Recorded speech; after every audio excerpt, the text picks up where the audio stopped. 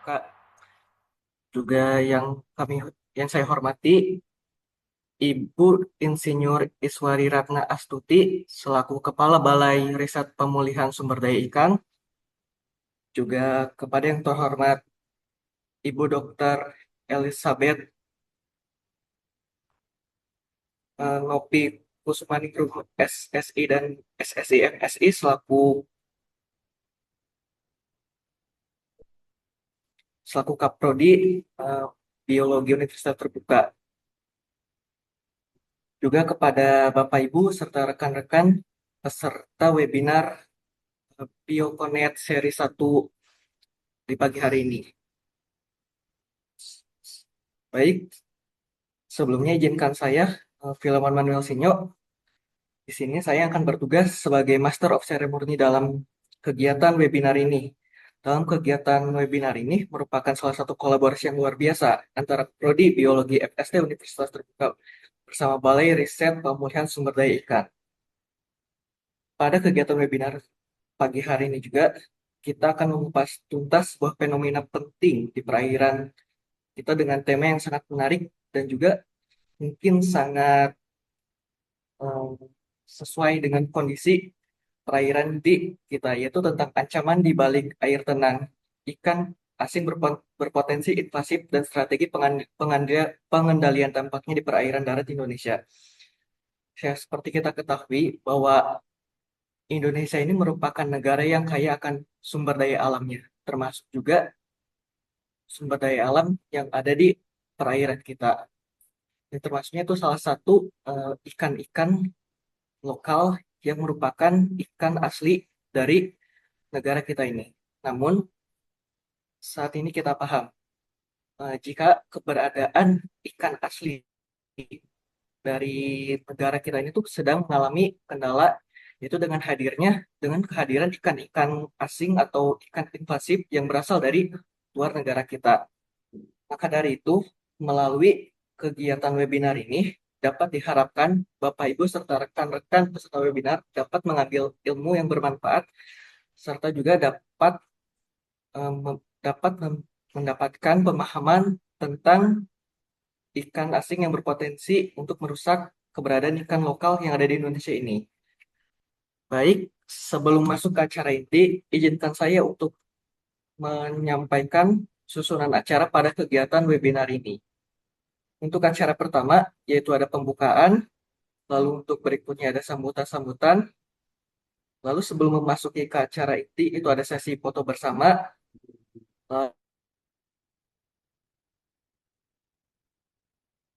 lalu ada pemaparan materi. Baik, untuk mempersingkat waktu, marilah kita masuk ke acara pertama, yaitu acara sambutan-sambutan. Untuk acara sebelum sambutan, kita akan menyaksikan video profil tentang Prodi Biologi Fakultas Sains Teknologi Universitas Terbuka. Untuk operator, mungkin dapat menampilkan video profil tentang program studi biologi Fakultas Sains Teknologi Universitas Terbuka.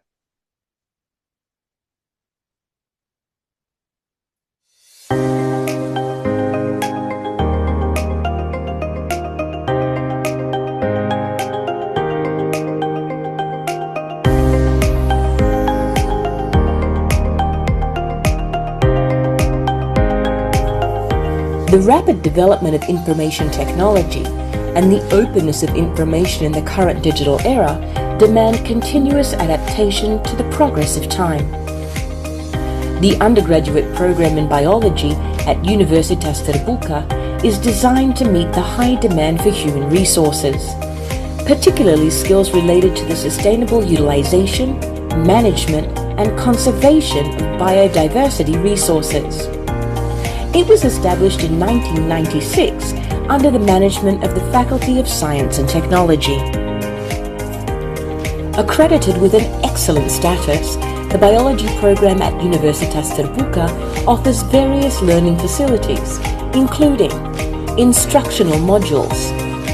Various learning support services consist of online tutorials, radio tutorials, face-to-face tutorials, webinar tutorials, academic guidance, virtual reading rooms, the MyUT Academic Service application, and a variety of examination services.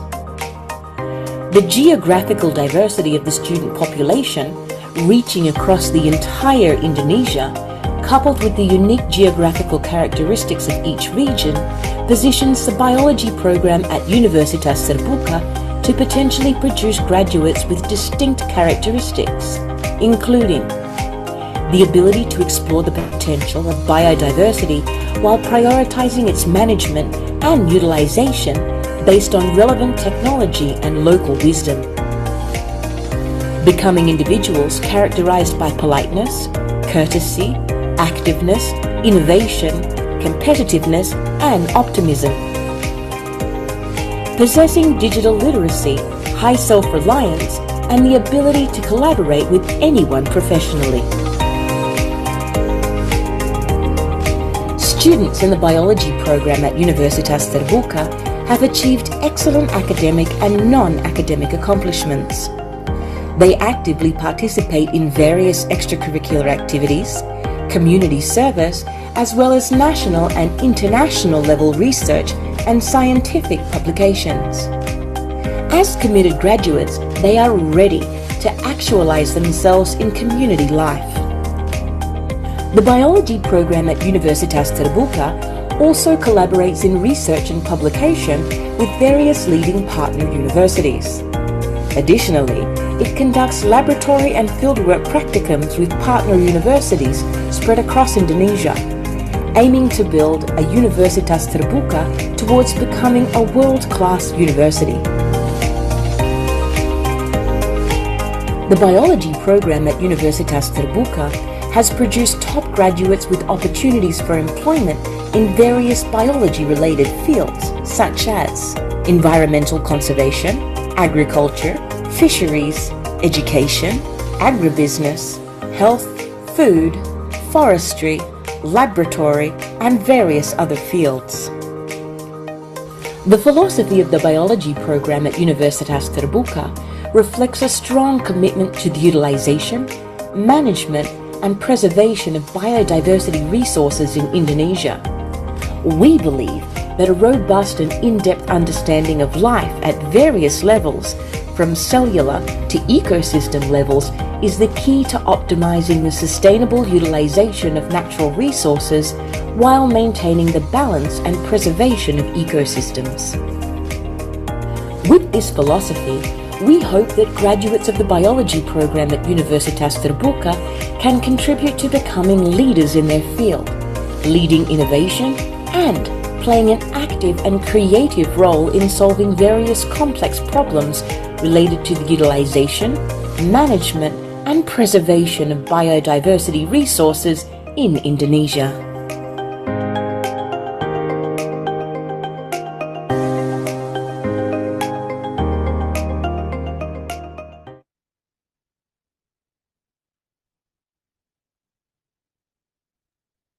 Baik, terima kasih untuk pemutaran video profile tentang program studi biologi Fakultas Sains Teknologi Universitas Terbuka. Baik, Bapak, Ibu, serta rekan-rekan peserta webinar, untuk acara berikutnya yaitu sambutan dari Ibu Dr. Subekti Nurmawati MSI selaku Dekan Fakultas Sains Teknologi Universitas Terbuka. Kepada Ibu Subekti, waktu dan tempat saya persilakan. Baik, terima kasih Mas Filmon ya. Baik, suara saya sudah terdengar ya? Ya, halo. Sudah terdengar, Ibu? Oke. Sudah, Ibu. Bismillahirrahmanirrahim. Assalamualaikum warahmatullahi wabarakatuh. Selamat pagi dan salam sejahtera untuk kita semua. Om Swastiastu, Namo Buddhaya, salam kebajikan, Rahayu. Yang terhormat Kepala Balai Riset Pemulihan Sumber Daya Ikan Kementerian Kelautan dan Perikanan, Ibu Insinyur Iswari Ratna Astuti. Selamat pagi, Bu Ratna. Selamat pagi, Yang Ibu. kami hormati narasumber kita pada pagi hari ini yaitu Bapak Agus Arifin Sentosa SPI MPI, dari Balai Riset Pemulihan Sumber Daya Ikan, KKP. Selamat pagi Bapak. Selamat pagi, Bu. Yang kami hormati para wakil dekan di lingkungan FST, kemudian para ketua program studi di lingkungan FST dan juga sekolah pasca sarjana UT, khususnya program studi biologi Ibu Dr. Elizabeth Novi Kusmaningrum SSI MSI, kemudian moderator Ibu Nailah Insani Alifiyah MSI, dosen program studi biologi FST. MC kita kali ini Saudara Filemon Manuel Sinyu, mahasiswa program studi biologi dari UT Bandung, betul ya? Kemudian para mahasiswa dan peserta webinar yang saya cintai dan banggakan. Yang pertama dan utama, marilah kita panjatkan puji syukur kehadirat Allah Subhanahu wa taala, Tuhan yang Maha Kuasa atas berkat rahmat dan hidayahnya, sehingga pada pagi hari ini kita dapat menghadiri kegiatan webinar series BioConnect yang pertama, program studi biologi dengan topik ancaman di balik air tenang. Ikan asing berpotensi invasif dan strategi pengendalian dampaknya di perairan darat Indonesia. Tentunya ini topik yang sangat menarik ya Bapak Ibu sekalian, teman-teman para mahasiswa, di mana akhir-akhir ini kita sering mendengar ataupun juga membawa berita, membaca berita ya terkait bahwa kita saat ini sedang berperang melawan ikan sapu-sapu. Nah, mungkin barangkali ini adalah hanya salah satu contoh yang perlu kita waspadai terhadap ikan invasif ini. Dan kalau kita melihat dari beritanya cukup berbahaya juga ternyata keberadaan ikan sapu-sapu ini kalau menggerogoti perairan tanah-tanah yang ada di sekitar perairan ya ternyata itu sangat berbahaya. Nah, mudah-mudahan kegiatan ini nanti dapat bermanfaat dan tentunya dapat saya informasikan bahwa kegiatan webinar series ini terselenggara sebagai implementasi dari kerjasama antara FST Universitas Terbuka dengan Balai Riset Pemulihan Sumber Daya Ikan, Kementerian Kelautan dan Perikanan yang sebelumnya telah dilaksanakan kegiatan magang, yaitu magang MBKM yang saat ini kalau di UT namanya adalah program peluru ya. Mahasiswa dari program studi biologi maupun agribisnis yang sudah melaksanakan kegiatan magang di sana. Nah, semoga nanti ada mahasiswa yang berminat untuk magang di BRPSDI KKP. Nah, untuk itu dalam kesempatan ini kami menyampaikan terima kasih yang setinggi-tingginya kepada Ibu Ratna selaku Kepala Balai Riset Pemulihan Sumber Daya Ikan Kementerian Kelautan dan Perikanan beserta jajaran dan juga Bapak Agus Arifin Sentosa selaku narasumber kita yang telah berkenan meluangkan waktu dan juga berkenan untuk berbagi ilmu dan pengalaman kepada kita semua. Semoga kerjasama ini terus berlanjut dan dapat kita isi dengan berbagai kegiatan yang bermanfaat bagi kedua belah pihak. Tidak lupa kami mengucapkan terima kasih, apresiasi kepada teman-teman dari program studi biologi, tenaga kependidikan, dan juga peran serta mahasiswa dalam menciptakan suasana akademik di lingkungan FST. Alhamdulillah kegiatan webinar seri 1 ini dapat dilaksanakan. Semoga kegiatan webinar ini dapat memberikan manfaat bagi kita semua. Akhir kata, selamat mengikuti kegiatan webinar. Semoga Allah SWT meridhoi kita semua. Sebelum saya akhiri, perkenankan saya membacakan sebuah pantun. Air jernih dari hulu mengalir deras menuju muara. Mari Cakep. kita menambah ilmu agar hidup kita semakin bercahaya. Billahi taufiq wal Cakep. hidayah. Wassalamualaikum warahmatullahi wabarakatuh. Waalaikumsalam warahmatullahi wabarakatuh.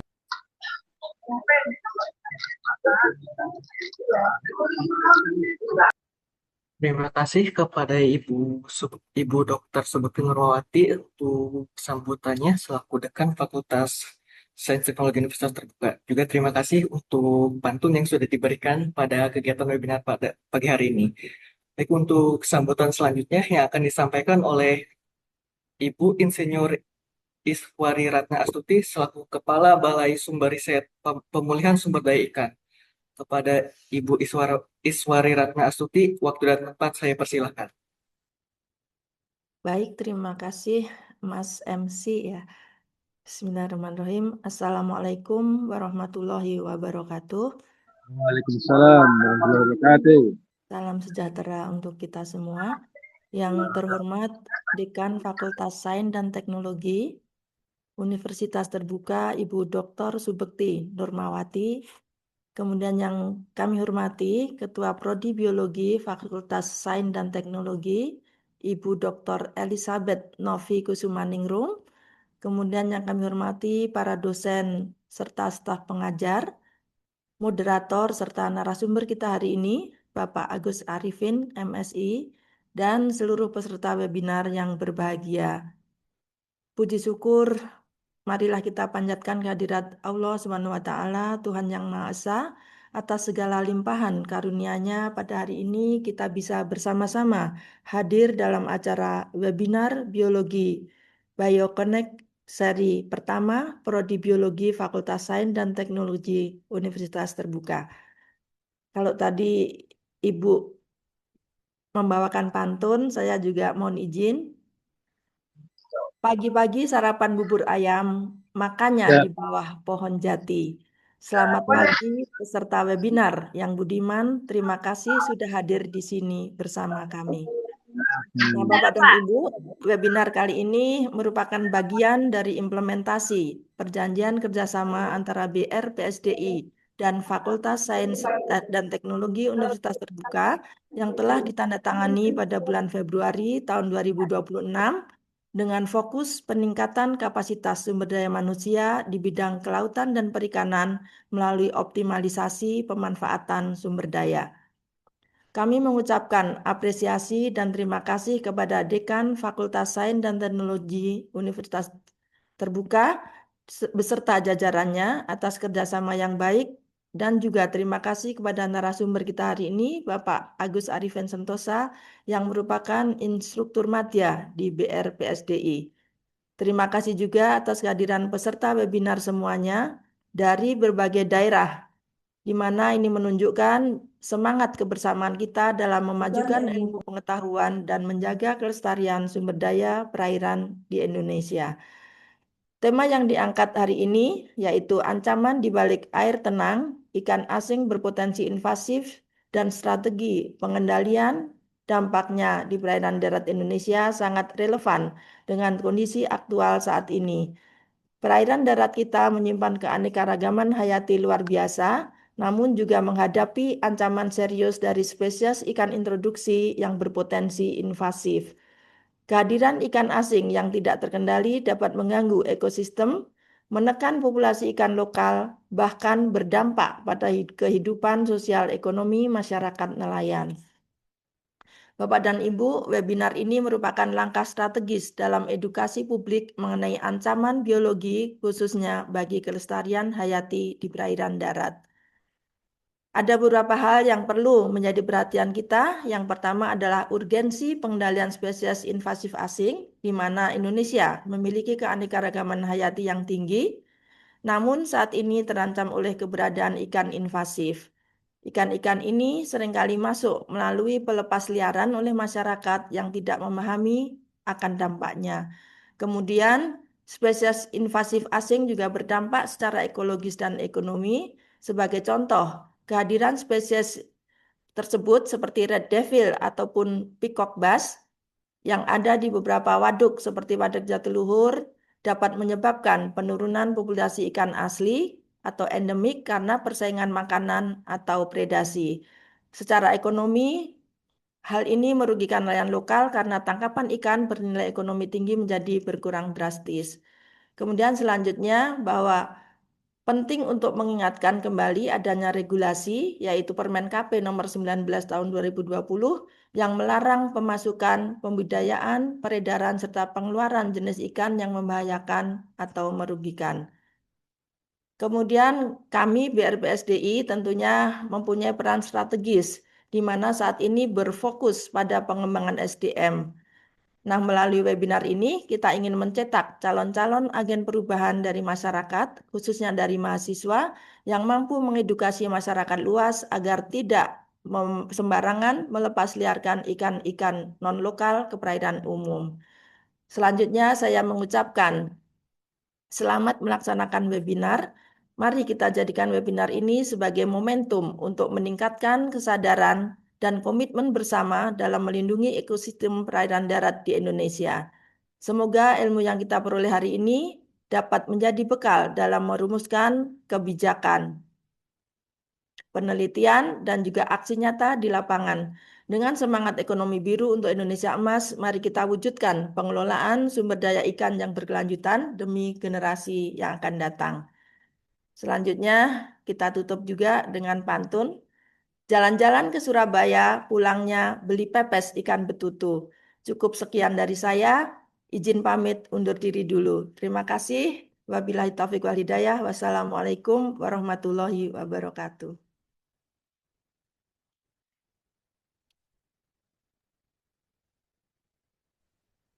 Terima kasih kepada Ibu Insinyur Iswari Ratna Astuti selaku Kepala Balai Riset Pemulihan Sumber Daya Ikan atas sambutannya dan juga atas pantunnya untuk pagi hari ini. Baik, Ibu serta rekan-rekan peserta webinar, pada pagi hari ini, seperti yang sudah dijelaskan oleh Ibu Nurma dan juga Ibu Ratna tentang salah satu topik yang akan kita bahas itu tentang spesies ikan yang invasif, itu tentu saja sangat relevan dengan kondisi di perairan kita. Maka dari itu, pada kegiatan webinar ini diharapkan Bapak Ibu serta rekan-rekan peserta webinar agar menyimak dan memperhatikan materi atau pemaparan yang akan disampaikan oleh narasumber pada webinar pagi hari ini. Baik, sebelum memasuki inti acara, kita akan melakukan sesi foto bersama dulu. Kepada Bapak Ibu serta rekan-rekan peserta webinar, dimohon untuk menyalakan kamera.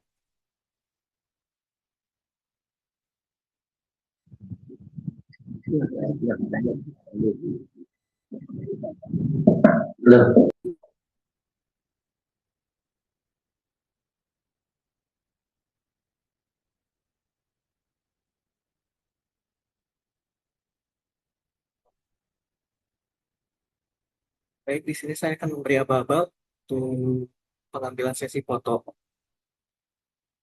1, 2, 3. Oke, kita lakukan 2 kali lagi untuk sesi pengambilan foto. 1, 2, 3. Oke, untuk pengambilan terakhir. 1, 2, 3. Baik, terima kasih Bapak Ibu serta rekan-rekan peserta webinar.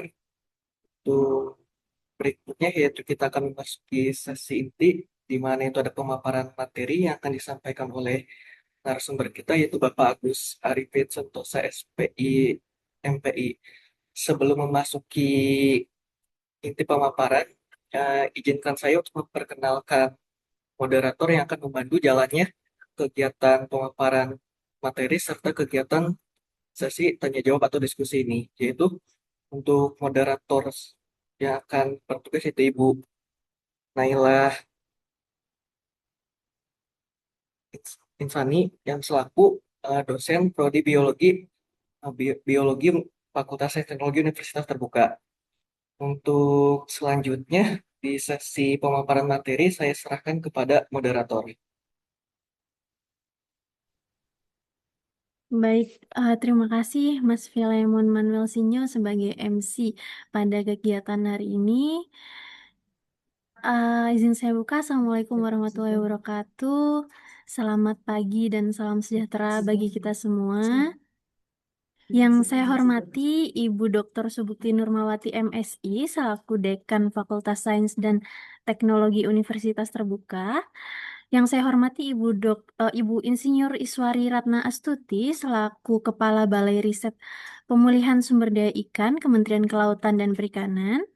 Yang saya hormati Bapak Agus Arifin Sentosa, SPI MPI selaku narasumber kita pada hari ini, serta seluruh peserta Bapak Ibu peserta webinar yang hadir pada hari ini.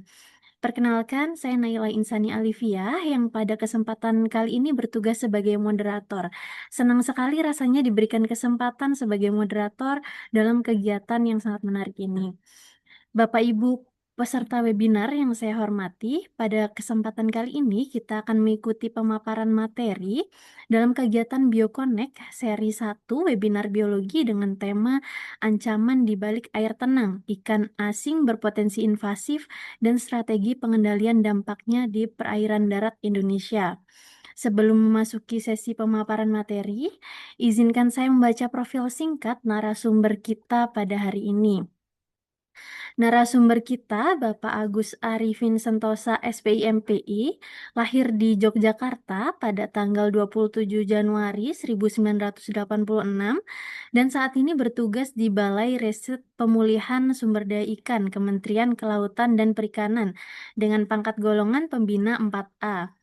Bapak Agus menempuh pendidikan sarjana manajemen sumber daya perikanan di Universitas Gadjah Mada pada tahun 2008 dan menariknya Bapak Agus Arifin ini melanjutkan studi magister manajemen perikanan di Universitas Terbuka pada tahun 2023. Dalam perjalanan karirnya, Bapak Agus menjabat sebagai peneliti madya pada tahun 2018 hingga 2022 dan saat ini mengemban amanah sebagai instruktur madya sejak tahun 2022 hingga sekarang. Nah, selain aktif dalam kegiatan penelitian dan pengembangan sumber daya ikan, beliau juga memiliki publikasi ilmiah dan rekam jejak akademiknya yang aktif yang dapat diakses melalui Google Scholar, ResearchGate, maupun Sinta. Tentunya dengan pengalaman akademik dan profesional yang dimiliki Pak Agus, materi yang akan disampaikan pada hari ini akan sangat menarik dan memberikan wawasan bagi kita semua. Kita sapa terlebih dahulu Bapak Agus Arifin Sentosa, SPI MPI. Selamat pagi, Bapak. Selamat pagi Mbak Naila, Assalamualaikum warahmatullahi wabarakatuh semuanya. Waalaikumsalam warahmatullahi wabarakatuh. Baik, Pak Agus.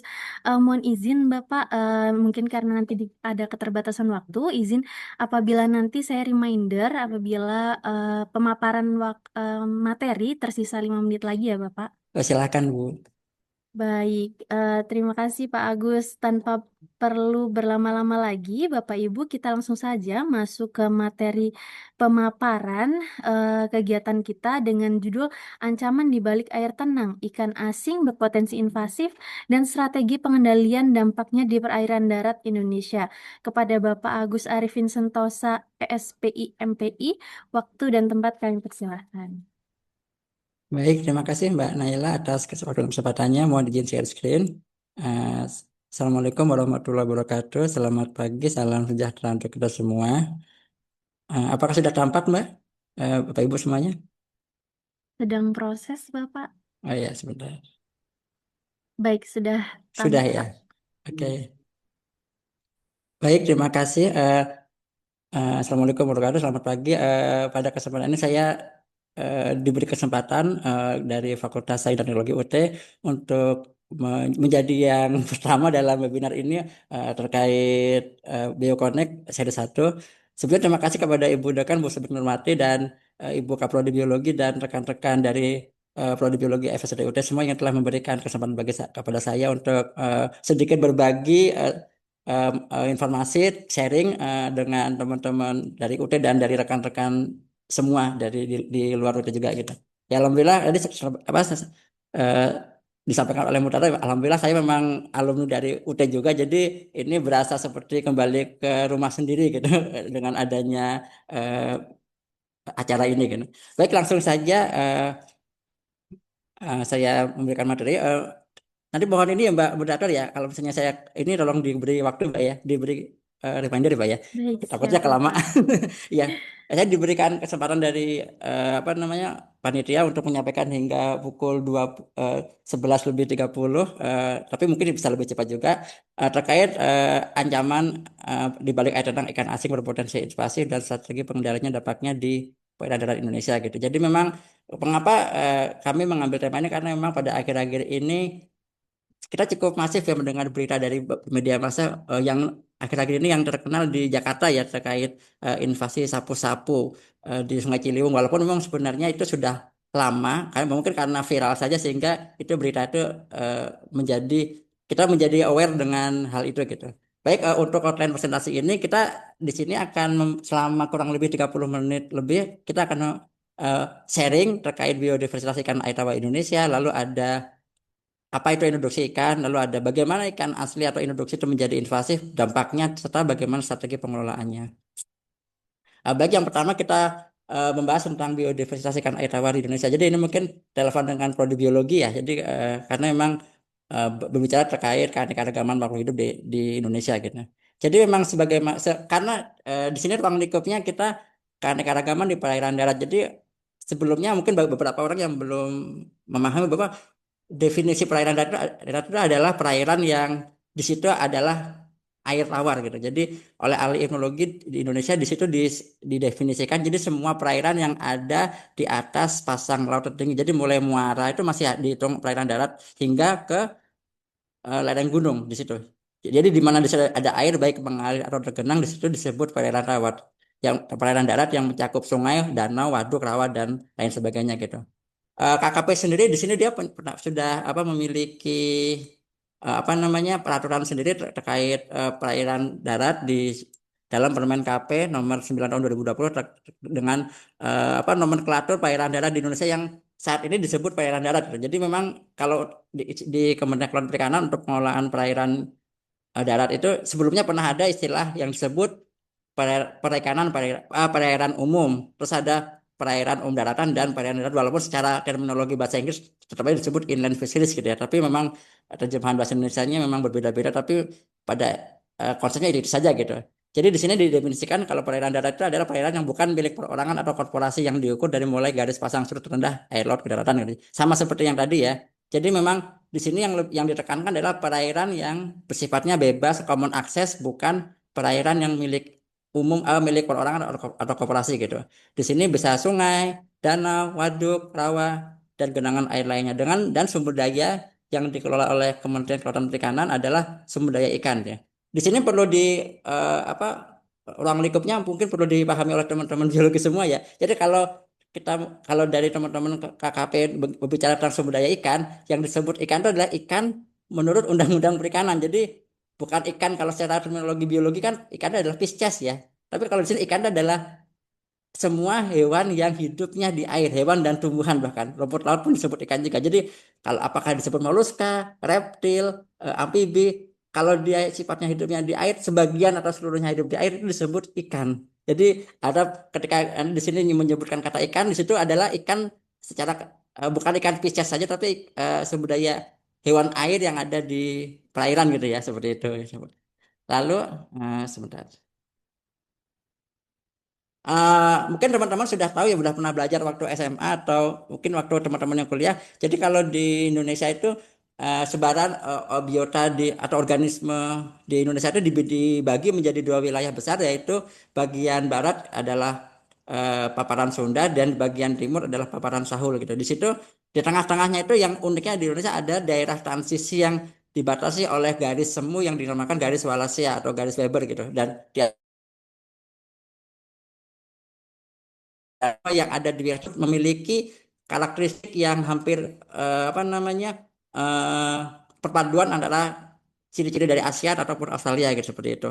Dengan dan ini adalah sebaran awal ketika ikan-ikan asing itu belum masuk gitu. Jadi itu secara alamiahnya sebaran organisme di ikan ataupun biota lainnya di Indonesia itu seperti ini gitu. Jadi bagian barat memiliki karakteristiknya sendiri, bagian timur memiliki karakteristik sendiri gitu. Dan terkait air tawar khusus di Indonesia itu ada kurang lebih 1.000 spesies ikan asli gitu. Di mana berdasarkan informasi dari literatur ada sekitar 300, dari 1.000 itu 300-nya adalah ikan air tawar introduksi gitu, seperti itu kan. Selanjutnya, nah keanekaragaman sumber daya ikan Indonesia, jadi untuk air tawar ada sekitar 4.961 spesies untuk Indonesia, baik tawar maupun laut, dan ikan air tawar sendiri ada 1.281 spesies. Menurut Frost and Fowley di Fishbase itu pun belum masuk jenis-jenis baru yang berhasil dipertelakan atau diidentifikasi oleh teman-teman dari BRIN atau kampus lainnya gitu di jurnal-jurnal terbaru gitu. Di mana memang sebarannya di Kalimantan ada kurang lebih 6.600 spesies, di Sumatera ada sekitar lebih dari 500 spesies, Sulawesi 200 spesies, Papua 400 spesies, Jawa 150 spesies, dan Sumatera sekitar 550 spesies seperti itu gitu. Jadi memang cukup kaya sekali ya untuk keanekaragaman sumber daya ikan di Indonesia seperti itu. Selanjutnya, ah sekarang kita masuk ke definisi gitu. Jadi kalau kita membahas terkait ikan, jadi salah satu ahli ikan air tawar di Indonesia itu Pak Haryono dari BRIN. Jadi ada memberikan istilah-istilah khusus untuk ikan-ikan di Indonesia gitu. Jadi ada yang disebut ikan asli atau ikan lokal, yaitu ikan yang tersebar secara alami tanpa campur tangan manusia. Jadi ikannya memang berada dari awal penciptaan dunia sampai sekarang itu ya di situ aja gitu. Jadi emang sudah menetap di situ. Lalu ada ikan endemik gitu. Kalau ikan asli bisa ada di satu tempat atau tempat lain, tapi kalau ikan endemik adalah ikan asli tapi hanya ada di satu tempat gitu. Misalnya kayak ikan ikan depik, ikan Rasbora tawarensis di Laut Tawar di Aceh gitu ya. Itu hanya ada di situ saja gitu. Tapi kalau misalnya dia sudah menyebar ke tempat lain, dia bukan ikan asli, ikan endemik lagi, tapi masih disebut ikan asli Indonesia, tapi bukan ikan endemik ya karena sudah tersebar gitu. Lalu ada ikan langka. Jadi ikan yang populasinya saat ini sudah jarang sekali seperti kalau di laut itu ada ikan purba, ikan raja laut, Loitemeria menadoides yang awalnya sudah dianggap punah, tapi ternyata ditemukan lagi sehingga disebut ikan fosil hidup gitu. Lalu ada ikan terancam punah, yaitu ya ikan air tawar atau ikan laut yang populasinya jarang tapi rentan mengalami kepunahan akibat faktor alami atau aktivitas manusia. Lalu ada ikan introduksi, yaitu ikan yang tersebar keluar habitat aslinya melalui campur tangan manusia, dan terakhir ikan invasif, yaitu ikan introduksi yang sudah mengganggu kelestarian ikan asli, baik lingkungan maupun manusianya seperti ini. Jadi ada kurang lebih 6 terminologi terkait ikan ya. Nah, sekarang kita masuk ke pembahasan kedua, yaitu semuanya berawal dari introduksi ikan. Jadi kita sebelum membahas tentang invasif, kita pahami dulu apa itu introduksi ikan gitu. Jadi pada dulunya mungkin teman-teman pernah tahu ya, kok kita makan ikan nila, ikan mujair ya. Ternyata itu ikan yang selama ini kita makan bukan asli Indonesia, Bapak Ibu semua gitu ya. Jadi terutama dulu ikan mujair, kasus pertama itu yang pernah dilaporkan itu ditemukan oleh namanya Pak Mujair gitu. Jadi makanya dia disebut ikan mujair karena nama penemunya, walaupun sebenarnya nama aslinya adalah nama ilmiahnya adalah Oreocoreus mozambicus. Jadi dia dari daerah Mozambik, Afrika ya, seperti itu gitu. Jadi pertama menemukan Pak Mujair, akhirnya dinamakan ikan mujair seperti itu gitu. Lalu selanjutnya, bagaimana jalur masuk ikan asing ke perairan tawar gitu. Jadi ada banyak literatur menyebutkan ada beberapa jalur pemasukan. Yang pertama misalnya dari akuarium, jadi ikan hias ya. Jadi kadang-kadang orang itu kan memelihara ikan hias itu tidak hanya ikan-ikan asli, tapi ikan-ikan yang mungkin dari luar negeri atau ikan impor atau ikan dari pulau lain yang masuk ke dasar daerah itu. Ketika misalnya dia sudah bosan atau mungkin pengen ganti dengan komunitas ikan yang lain, sayang kasihan gitu, akhirnya dibuang lah ke umum gitu, dibuang dengan sengaja gitu ataupun tidak sengaja gitu. Lalu ada ikan budidaya gitu. Misalnya ikan-ikan yang dipelihara di kolam atau keramba, tapi ketika misalnya banjir atau kerambanya sobek atau apa, ikannya lepas, tidak baik sengaja pun tidak sengaja gitu. Lalu ada akses pemancingan misalnya dengan pelepasan umpan hidup. Lalu ada transportasi perdagangan, misalnya transport dengan ada perbedaan ilegal atau dengan air balas. Air balas itu adalah air yang ketika satu kapal tuh berlayar, ada air yang masuk ke dalam satu mesin, atau badan kapal, dan dia keluar lagi, dan bisa jadi di air itu dia membawa biota-biota yang kecil atau mungkin tidak kelihatan, dan dia akan memindahkan dari satu tempat ke tempat lain gitu, seperti itu. Dan yang terakhir adalah perubahan habitat, misalnya migrasi melalui kanal atau yang menghubungkan perairan baru seperti itu. Nah, dan memang dari menurut Goslan tahun 2008 memang tujuan introduksi itu macam-macam, dan memang di daerah beberapa benua itu paling banyak adalah untuk tujuan aquaculture atau perikanan budidaya gitu. Jadi memang banyak beberapa tempat itu pemasukan ikan-ikan selain ikan asli itu untuk tujuan budidaya. Misalnya tadi disebutkan ada ikan nila, ada ikan mas, ikan lele, itu ada memang nila dan mas itu memang bukan asli Indonesia, itu memang sudah dimasukkan sejak lama ke Indonesia gitu. Terus yang kedua ada untuk tujuan tadi dikatakan ikan hias ya, ornamental fish ya, seperti itu gitu. Dan memang paling banyak kan di Asia gitu. Di sini dibandingkan dengan benua-benua yang lainnya, dari perikanan budidaya, terus ornamen, dan untuk tujuan-tujuan yang lainnya seperti untuk perikanan atau untuk mengisi relung ekologi yang masih kosong. Lalu Nah, ini ada beberapa tabel, jadi memang dikatakan bahwa berdasarkan buku Kotler ada beberapa literatur yang lain bahwa ikan nila itu memang masuk ke Indonesia kurang lebih sekitar tahun 69 dari oleh perikanan budaya. Terus ikan mas di tahun lebih lama lagi tahun 1920-an. Lalu oleh zaman Belanda, lalu ada ikan patin juga 1970-an. Eh, ikan lele dumbo, ikan mas koki, ikan gupi, moli, plati, swordtail itu ikan pedang yang ikan kayak yang ekornya panjang itu. Lalu ada ikan badut, ikan rainbow fish, ikan rainbow fish yang bukan asli Papua Indonesia tapi dari Papua Nugini gitu. Lalu ada red devil, ada ikan sapu-sapu yang lagi viral sekarang itu masuk sekitar tahun 70-an yang awalnya hanya untuk pembersih akuarium dari Amazon. Lalu ada ikan roman dan juga ada ikan bawal air tawar gitu. Dan hampir sebagian besar dari pemasukan tuh daerah asal dari Afrika, Cina dan Amerika Latin atau Amerika Selatan seperti itu. Dan memang ini tahun-tahun introduksi ini karena banyak sumber literatur yang berbeda-beda sehingga bisa jadi tahun pemasukannya itu berubah karena ini yang tercatat. Bisa jadi yang tidak tercatat lebih lama lagi kalau memang dari zaman Majapahit memang sudah ada catatannya memang itu bisa jadi cuma karena kita nggak ada catatannya jadi ini yang paling lama itu dari mulai tahun 1900-an sebelum Perang Dunia Pertama seperti itu. Nah, ini ada beberapa kegiatan yang diinstruksikan. Jadi memang awalnya kan memang seperti apa pemerintah kita baik pusat atau daerah menebarkan ikan untuk keperluan budidaya. Jadi misalnya ikan bilis di Danau Toba itu aslinya ikannya di Danau Singkarak di Sumatera Barat ya. Tapi dia diintroduksi ke Danau Toba gitu. Dia bisa berkembang pesat. Lalu ada ikan jelawat Leperbabu hoveni. Dia juga di Danau Teluk Jambi dia juga bisa tumbuh juga. Tapi ada juga yang tidak berkembang misalnya ikan tawes ke Wadas Lintang.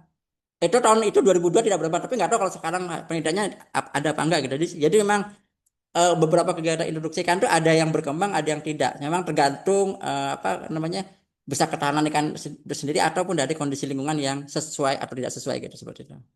Nah, ikan-ikan jatiluhur sendiri jadi ikan aslinya seperti ini tapi ketika dibandingkan dengan ikan introduksi lebih banyak ikan introduksi sekarang gitu jadi dari hasil penelitian kata Mihajar tahun 2008 jadi di sini dilihat dari tahun 68 tuh awalnya ikan-ikan asli itu banyak ya.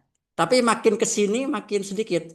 Tuh. Sampai tahun 2013 jadi bahkan ada yang tidak ada ya. Misalnya kayak ikan arangan itu dulu tahun 60-an ada, tapi semakin ke sini tidak ditemukan lagi gitu. Tapi ikan asli makin melimpah ininya misalnya kayak ikan nila gitu seperti itu. Ada ikan yang lainnya selanjutnya. Nah, seperti ini gitu. Jadi memang dia tetap melimpah seperti itu gitu. Untuk ikan-ikan yang non natifnya ya. Nah bahkan pun sama di Waduk Cirata juga. Jadi di sini proporsi ikan aslinya lebih sedikit dibandingkan waduk di ikan asingnya gitu. Ini ada hasil tesis saya. Kebetulan saya juga tesisnya kemarin juga membahas terkait kajian risiko introduksi di Waduk Cirata. Jadi seperti ini jadi memang ada banyak perubahan yang signifikan antara ikan asli dan ikan introduksi dari mulai tahun 2003 hingga 2022 kemarin. Nah, sekarang bab yang ketiga, bagaimana ikan asli atau introduksi yang menjadi invasif? Kenapa saya sebutkan ada ikan asli? Karena memang ada juga ikan asli Indonesia yang menjadi invasif juga gitu. Jadi ikan asli yang misalnya contohnya ikan gabus, dia dari Sulawesi dimasukkan ke Papua gitu. Walaupun dia sama-sama asli Indonesia, tapi di sana dia malah bisa berkembang invasif dan dia malah merusak habitat ikan arwana Papua yang ada di Papua di Merauke itu sendiri gitu. Nah, seperti ini. Nah, bagaimana tadi kenapa dari ikan asli yang menjadi invasif? Jadi kalau kita googling kita browsing di media sosial di internet ya, cukup banyak sekali kalau dengan kata kunci ikan invasif, ikan asing atau mungkin spesifik jenis ikannya kayak sapu-sapu, red devil, aligator, ikan bawal, ikan nila dan arapaima yang kemarin sempat viral juga di Sungai Berantas gitu. Cukup banyak. Jadi memang sebenarnya ini sudah banyak sekali beritanya, tetapi mungkin karena kita kadang viral lagi, jadi mulai ramai lagi nih beritanya. Padahal sebenarnya itu sudah lama berita untuk terkait ikan asing invasif itu sendiri. Gitu. Lalu selanjutnya, nah bagaimana menjadi invasif itu? Jadi enggak ikan itu kalau enggak serta-merta ketika dia introduksi menjadi langsung invasif gitu. Jadi ketika di kurva invasi ini ada yang namanya ketika awal pertama kali diintroduksikan ada fase lux phase gitu. Jadi di sini di mana ikan-ikan tersebut apa namanya mencoba untuk beradaptasi dengan lingkungan barunya. Lalu bagaimana ketika dia sudah mulai apa namanya berkembang dan ketika dia bisa ajak atau menetap di lokasinya dan di sini menjadi apa namanya invasifnya ketika dia sudah mencapai kurva carrying capacity-nya di atas sendiri gitu. Dan memang menurut Durgayon 2025 juga memang salah satu faktor utama yang mengancam plasma manusia selain overeksploitasi, polusi air, habitat modifikasi habitat dan degradasi habitat adalah spesies eh, invasi spesies asing gitu. Dan mengapa di perairan darat itu menjadi lebih rentan? Karena memang perairan darat itu kan lebih kecil dan apa namanya terbatas sehingga pergerakan ikan itu ketika ada gangguan atau ancaman dia tidak bisa lebih leluasa seperti di laut. Jadi memang ancamannya lebih besar dan juga interaksi dengan manusia juga semakin apa dia dekat sekali sehingga apa resikonya semakin tinggi gitu. Dan ini juga nih ada pembatasan. Jadi tidak serta-merta misalnya apa namanya satu ikan yang masuk ke satu perairan itu disebut eh, akan disebut invasif. Jadi ada yang dia tetap sebagai ikan asing sampai lingkungannya stabil, tapi ada juga ketika dia statusnya invasif itu eh, dia disebut invasif karena ada kriteria tertentu yang harus dimilikinya gitu seperti slide berikutnya. Nah ini apa itu jenis invasif gitu? Jadi kalau invasif itu ada istilah di ranah biologi. Jadi apa namanya jenis yang mengganggu ya invasif ya. Tapi kalau untuk di terminologi di perikanan kelautan itu disebutnya jenis yang membahayakan dan merugikan. Jenis ikan membahayakan dan merugikan atau JIMM gitu. Jadi di sini adalah jenis ikan introduksi dengan penyebaran dan di luar sebaran aslinya yang mengganggu atau mengancam keanekaragaman hayati ikan asli. Jadi ada kata kuncinya yang mengganggu atau mengancam keanekaragaman ikan asli. Jadi apa namanya di sini invasif sini ada ininya lagi baik spesies asli ataupun bukan gitu. Jadi kalau invasif itu dia karakteristiknya dia harus berdampak negatif dan menimbulkan apa namanya dampak negatif terhadap keanekaragaman hayati asli, ekosistem, ekonomi dan kesehatan masyarakat. Nah, jadi prosesnya sama tadi. Jadi ketika tadi yang sudah disampaikan di kurva invasif, jadi ketika ikan asing atau introduksi itu masuk ke dalam suatu perairan, di mana spesies ikannya itu mempunyai karakter sebagai invader atau sebagai dia berpotensi invasif, lalu perairan itu sendiri juga mempunyai karakter sebagai komunitas yang bisa mendukung terhadap pertumbuhan ikan invasif, lalu disitulah menjadikan spesies ikan invasif gitu, dan yang di sini menjadi ancaman bagi spesies asli. Nah, jadi dari karakteristik ikan yang membahayakan memberikan di situ ada 9 ciri di mana dia yang pertama bersifat predator atau kompetitor, yang kedua memiliki kemampuan reproduksi cepat dan tinggi, lalu yang ketiga memiliki kemampuan adaptasi tinggi terhadap berbagai faktor lingkungan, kemampuan menyebar atau menjelajah yang sangat tinggi, tidak ada predator alami, dapat membawa penyakit berbahaya, pertumbuhan cepat, mampu berhibridasi dan menurunkan sifat genetiknya, dan dapat berdampak negatif terhadap kesehatan manusia. Lalu di sini juga berdasarkan peraturan pemerintah terkait pembudidayaan ikan, di sini kriteria jenis invasif dibagi dua, ada yang membahayakan, ada yang merugikan gitu. Kalau membahayakan itu ada meliputi ikan yang mengandung racun atau biotoksin, bersifat parasit atau melukai. Sedangkan untuk karakter yang merugikan adalah ciri-ciri yang ada di ikan membahayakan ditambah satu lagi, bersifat buas atau pemangsa bagi ikan spesies lain yang dapat mengancam atau menurunkan populasi ikan lainnya seperti itu. Jadi kalau membahayakan itu hanya membahayakan saja, kalau merugikan dia ada bersifat buas atau pemangsa gitu, seperti itu. Jadi invasif itu bukan berarti. Nah, dari hasil penelitian Dina tahun 2022, jadi di Indonesia sendiri sudah cukup banyak ternyata ya apa penyebaran ikan-ikan invasif di Indonesia ya. Jadi ada hampir sekitar 50 spesies introduksi dan di mana 18-nya bersifat invasif dengan tingkat risiko dari mulai sangat rendah hingga sangat tinggi sekali seperti itu. Nah, kalau dan di sini juga salah satunya hasil penelitian kami. Nah, ada beberapa jenis ikan yang dianggap invasif di beberapa negara termasuk Indonesia, misalnya sapu-sapu, ikan red devil, ikan peacock bass, ikan gabus, ikan piranha dan ikan silver dollar gitu.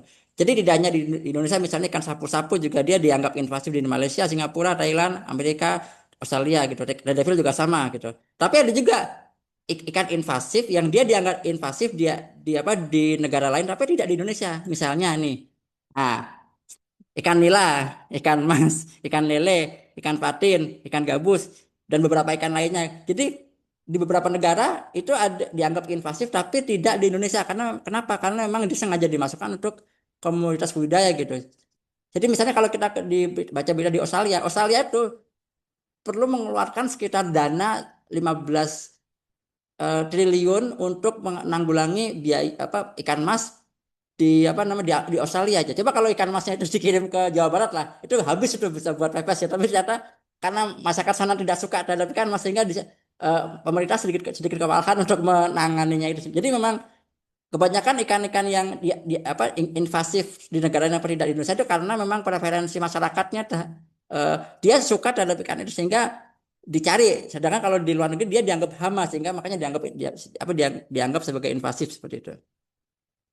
Nah, dan di sini dari beberapa literatur, beberapa perairan daratan memang rasio kelimpahan ikan asli di Indonesia sekarang kalau kita ke perairan umum daratan hampir sebagian besar kelimpahan ikannya dari tangkapannya banyak didominasi oleh ikan-ikan introduksi gitu. Seperti di Danau Toba, Danau Waduk Jatiluhur sendiri, Sungai Kapuas, Danau Batur, Danau Poso, Danau Sentani, Sungai Berantas, Danau Maninjau. Danau Batur sendiri kan ikan nila itu sudah melimpah sekali itu. Ada jurnal juga yang sudah diterbitkan gitu. Jadi memang di sini terlihat bahwa memang kalau melimpah, nah kalau misalnya persediaan makan alami itu tidak tercukupi, bisa jadi ikan-ikan asli itu tidak bisa berkompetisi dan dia akan lama-kelamaan akan punah juga terdesak oleh keberadaan ikan-ikan introduksi gitu. Nah, sekarang apa dampaknya ikan asing invasif bagi manusia dan lingkungan? Jadi dampaknya bagaimana gitu? Jadi kalau ikan asing itu ketika yang sifatnya invasif, dia sudah akan dapat menimbulkan dampak yang secara jangka panjang sulit untuk dipulihkan gitu. Misalnya kerugian ekonomi, bagaimana dia bisa menurunkan hasil tangkapan dan mengurangi pendapatan nelayan gitu. Jadi misalnya nelayan di Jatiluhur misalnya dia menggunakan jaring insang, tujuannya adalah untuk menangkap ikan hampal, ikan nila atau ikan ini. Tapi ketika yang tertangkap ikan sapu-sapu taruhlah atau ikan red devil gitu, itu tentunya kan akan merugikan nelayan karena sudah mengeluarkan biaya untuk operasional tangkap. Yang ketangkap ada hanya ikan-ikan invasif yang selain harganya murah, dia juga merusak jaring sehingga nelayan rugi 2 kali gitu. Terus juga mengancam perikanan dan budidaya, ada risiko kesehatan, menurunkan kualitas dan ketahanan pangan, juga ada meningkatkan biaya pengolahan karena biaya pengolahan tadi disampaikan di Australia saja untuk mengendalikan ikan mas aja butuh dana sekitar 15 triliun gitu per tahun ya dia. Belum itu termasuk biaya penelitian dan biaya penanggulangan lainnya. Terus dapat bagi lingkungan juga sama. Bagaimana dia mengganggu keanekaragaman hayati. Tadi disampaikan ada ikan-ikan yang punah juga karena terdesak keberadaan ikan-ikan asing. Lalu bagaimana dia bisa merusak ekosistem perairan. Lalu bagaimana dia bisa menurunkan kualitas air, merusak habitat dan ada risiko hibridasi dan perubahan genetik seperti itu gitu. Nah, ini contohnya tadi yang saya sampaikan kalau nelayan di ikan devil Jatiluhur. Bagaimana misalnya ketika satu jaring itu isinya ikan nila ikan devil itu kan rugi. Ini belum ngeluarin kita melepaskan ikan dari jaring itu lama sekali sehingga ya cukup membuang-buang waktu nelayan di lapangan gitu. Ketika ikan invasif itu sudah merajalela gitu. Terus ini juga ada ikan lohan ini di Danau Matano juga gitu. Jadi seperti ini tangkapannya. Lalu ada ikan marinir Kongo gitu. Paracorn managuensis dan ikan kaca. Nah, ikan kaca di dulu sempat melimpah juga di Jatiluhur bahkan pernah berapa ton itu terdampar di pinggiran waduk ketika terjadi kematian massal itu sendiri gitu. Nah, ikan sapu-sapu yang terakhir gitu seperti ini. Jadi kenapa sapu-sapu ini bersifat invasif? Tadi juga disampaikan dia punya tidak ada predator alaminya. Dia bisa bernapas langsung dari udara ketika misalnya kondisi oksigen terlalu rendah. Lalu dia mempunyai daya adaptasi yang tinggi terhadap perairan yang tercemar. Lalu juga terhadap perairan yang terpapar logam berat. Lalu dia juga pemakan segala gitu. Dia makanannya lebih luas cakupannya dibandingkan dengan ikan-ikan yang lainnya seperti itu. Itu sapu-sapu. Nah, jadi mengapa jenis ikan invasif banyak ditemukan di Indonesia gitu? Jadi tadi sudah menyampaikan jalur masuk ikan invasif melalui perikanan, transportasi, aktivitas, dan dia karena berdampak pada secara ekologi sehingga perlu pemetaan dan kajian dan bagaimana strategi pengawasan dan pengendaliannya. Nah, strateginya eh, yang pertama nih kita permasalahan terkait jenis ikan invasif gitu. Jadi yang pertama rata-rata ikan invasif atau predator saat ini sangat digemari dengan harga dan pangsa pasar yang menjanjikan gitu. Jadi memang kemarin berita di Yogyakarta aja, jadi apa namanya Dinas Perikanan Provinsi DIY dan apa Badan Karantina di sana dia memang apa namanya penanggulangan ikan-ikan asing itu kebanyakan ada di pasar-pasar ikan atau akuarium dia yang dia menjual ikan-ikan yang berbahaya gitu, tidak sesuai dengan Permen KP tadi. Nanti saya sampaikan di akhir. Eh, Ikannya itu kayak sangat apa namanya buat beberapa hobis itu sangat ya menarik gitu ya, kayak ikan aligator, ikan bawal, ikan piranha gitu. Bahkan ikan arapaima ketika dia bebas dia bosan dilepaskan gitu. Nah itu kan juga berbahaya ke dalam perairan gitu. Terus ada jenis ikan invasi juga sangat mengancam kelestarian sumber daya. Terus bagaimana kasus masuk lepasnya yang sudah banyak terjadi di perairan umum sudah akumulasi jadi sangat banyak sekali, dan bagaimana importansi jenis ikan asing yang cenderung meningkat dari tahun ke tahun. Lalu beberapa jenis ikan invasif itu sudah banyak masuk ke wilayah Indonesia dan bahkan sudah dibudidayakan. Lalu kebijakan yang ada masih belum efektif dan analisis risiko yang masih minim. Lalu kesadaran masyarakat juga yang masih rendah. Lalu data informasi yang belum update juga, dan bagaimana sinergitas pemangku kepentingan itu masih juga yang belum optimal. Jadi masih bergerak sendiri, maksudnya Dinas Perikanan sendiri, karantina sendiri, KKP sendiri, dan Kementerian Lingkungan Hidup sendiri dan lain-lain gitu seperti itu. Gitu. Nah, bagaimana prinsip pengolahan jenis asing invasif? Jadi menurut LIPI Bappenas dan KLH Kementerian Lingkungan Hidup, jadi yang pertama adalah penjagaan prinsipnya. Lalu bagaimana kita deteksi dini dan tindakan segera. Lalu bagaimana pengendalian mitigasi dampaknya. Lalu bagaimana restorasinya kalau misalnya itu bisa dimungkinkan. Bagaimana membangun pangkalan data. Bagaimana membangun kapasitas SDM untuk pengelolaan jenis asing invasif itu sendiri, dan bagaimana membangun kerjasama institusional baik dalam negeri maupun luar negeri gitu. Seperti itu. Nah, manajemen terhadap ikan invasif secara umum dibagi dua. Ada manajemen reaktif dan manajemen proaktif gitu. Manajemen reaktif itu terjadi kalau ikan invasif itu sudah tidak mungkin lagi dimusnahkan gitu. Misalnya ada opsi tidak melakukan apa-apa. Lalu dengan metode kontrol budidaya mengulangi kemampuan reproduksi, kontrol kimiawi, kontrol biologis, dan manajemen kontrol terpadu gitu. Sedangkan proaktif, jadi apa namanya untuk spesies yang berpotensi invasif yang dilarang masuk ke dalam habitat baru. Misalnya ketika di karantina itu ada apa namanya masuk itu bisa langsung dilarang atau dimusnahkan misalnya dengan eksklusi gitu. Bagaimana melindungi negara misalnya dengan penguatan peraturan. Lalu eradikasi, pemusnahan, kontrol monitoring, dan pengelolaan air baru, dan analisis risiko dan valuasi ekonominya. Jadi seperti ini. Oh, suara saya terdengar kan ya? Mohon maaf ini. Takutnya saya ngomong nanti nggak Terdengar, Bapak. terdengar ya. Udah, terima kasih. Oke, lalu ini kapan untuk waktu yang tepat untuk pengendalian ikan asing invasif? Jadi dari apa namanya dari kurva invasi yang sudah saya jelaskan tadi. Jadi semakin dini kita mengetahui potensi suatu ikan asing itu berpotensi invasif, itu semakin mudah pencegahannya. Jadi lebih awal tuh ketika di fase ini gitu, seperti ini. Cuma memang kadang-kadang kita tuh baru tahu ketika sudah dampaknya kelihatan, oh ternyata ikan ini merugikan ya, ternyata ikan ini apa berbahaya terhadap lingkungan ya. Jadi itulah kadang-kadang memang langkah pencegahan itu yang lebih utama itu adalah kewaspadaan itu sendiri gitu. Makanya di sini kan dengan adanya webinar ini kita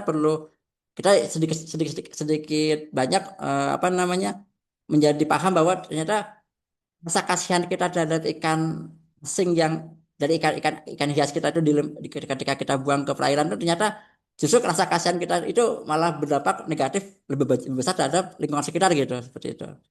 Jadi memang di sini langkah pencegahan yang paling utama adalah memang di awal gitu. Tapi kalau memang sudah fase invasif itu ya nanti yang paling utama adalah bagaimana upaya pengelolaannya gitu. Nah, di sini ada rekomendasinya, ada biologi, ada kimia fisik gitu. Kalau biologi memang sudah ada beberapa penelitian misalnya untuk penanggulangan jenis ikan invasif gitu.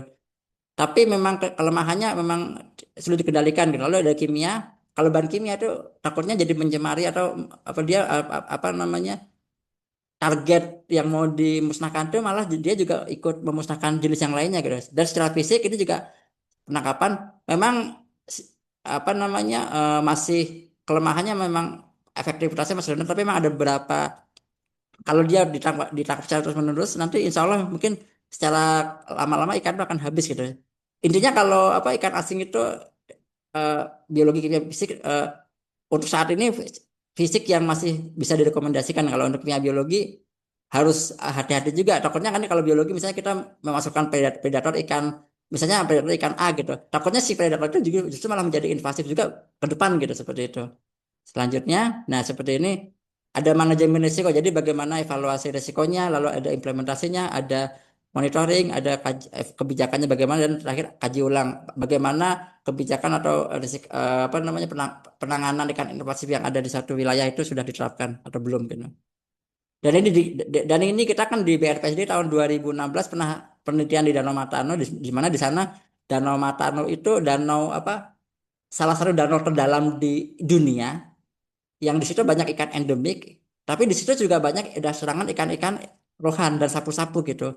Jadi di situ kemarin kita hasil penelitiannya untuk sementara untuk penanggulangan risiko-risiko ikan asing gitu dengan menggunakan alat tangkap genap yang dengan selektivitas tertentu gitu, misalnya 1,5 in, dan di penangkapan pada musim-musim kawin ketika bulan April, Mei, dan September, Oktober. Dan ini pun masih bisa berubah karena kan eh, ikan kan dinamis mengikuti lingkungan, sehingga perlu melihat juga bagaimana perkembangannya gitu.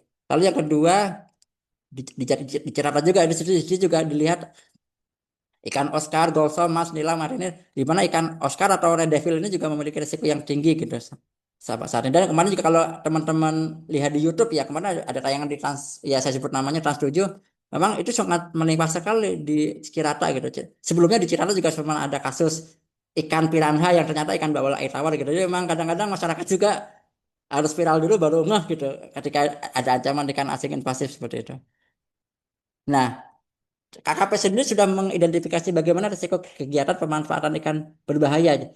Jadi kalau KKP nyebutnya ikan berbahaya dan merugikan ya. Jadi yang pertama itu yang utama risikonya dari aktivitas pembudidayaan ikan. Jadi dari pemeliharaan dan pembesaran ikan berbahaya memiliki risiko yang sangat tinggi, lalu diikuti oleh perdagangan, lalu diikuti oleh pemeliharaan oleh perorangan, pemasukan pengeluaran, dan pemeliharaan usaha akuaria atau kebun binatang gitu. Jadi memang usaha budidaya ikan itu memang yang paling tinggi. Kenapa? Kadang kita misalnya kita membeli benih ikan nila atau ikan ini ya, tapi ternyata ada benih-benih ikan lain yang terikut gitu, sehingga secara tidak sengaja dia ikut masuk ke dalam satu wilayah perairan tertentu gitu, seperti itu. Nah, sekarang sebelum ini bagaimana kita upaya ini kan dikatakan harus harus ada pengelolaan perairan pengelolaan jenis ikan asing invasif ya.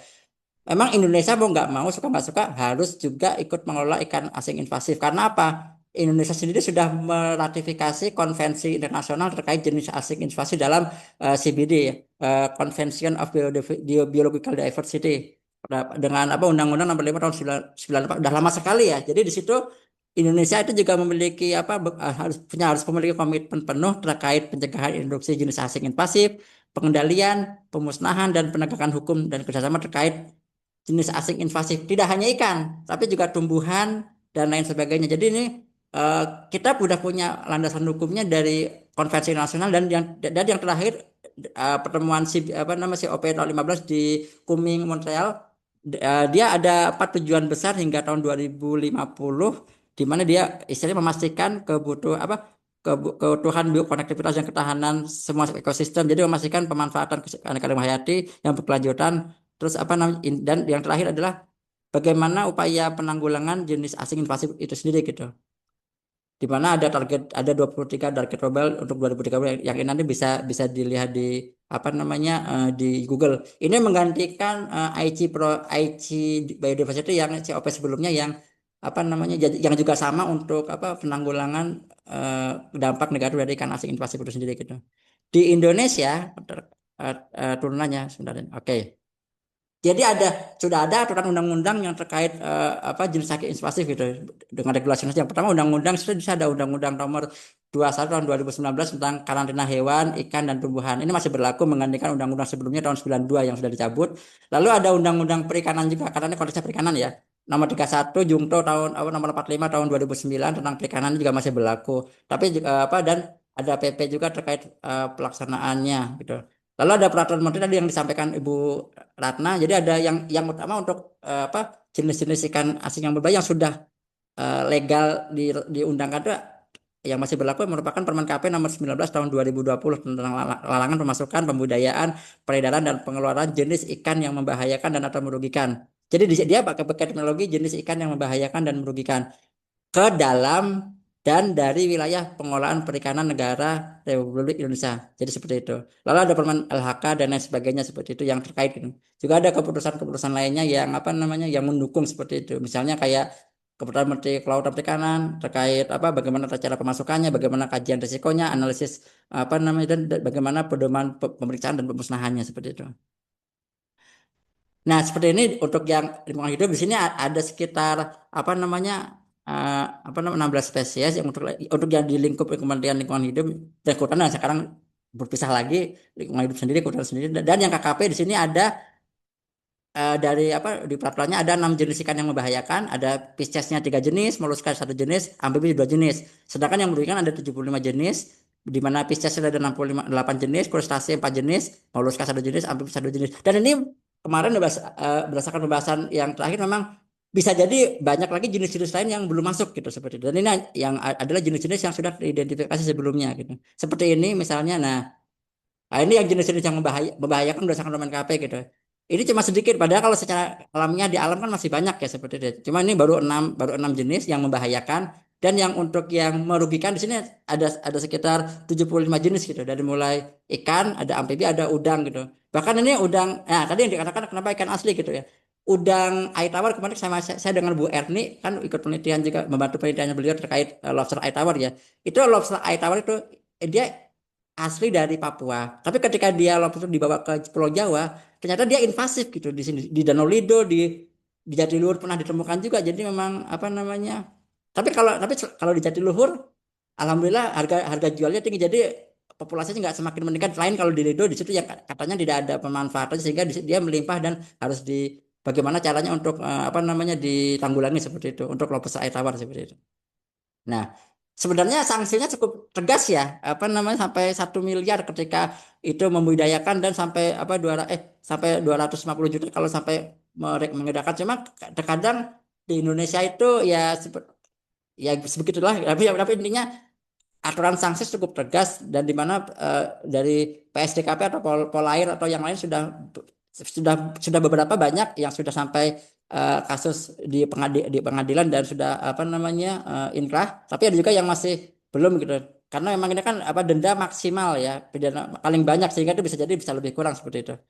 Lalu ada lagi, nah tadi kan terkait pemasukan ya, dari KKP sini sudah ada peraturan juga terkait penebaran kembali dan perikanan penangkapan tangkap ikan penangkapan ikan berbasis budaya nomor 19 tahun 2021. Di situ bagaimana kalau ketika kita akan merestocking suatu ikan ke dalam suatu perairan, itu harus dipastikan ikan itu harus melalui screening minimal ikan itu tidak bersifat invasif itu. Dan di sini kriteria penerima kembalinya ada perairan Indonesia, sungai, danau, waduk, rawa, ini sama semua. Tapi khusus di danau ada tambahan poin untuk danau yang mempunyai spesies ikan endemik, jenis ikan asli yang ada jenis ikan selain ikan asli itu, kalau bisa jangan dimasukkan ke situ gitu. Jadi kalau misalnya ada suatu dinas atau suatu LSM atau organisasi masyarakat atau yang lainnya, ketika kita akan menebar ikan, pastikan dulu danau tersebut atau perairan tersebut masih alami, benar-benar belum pernah dimasukkan.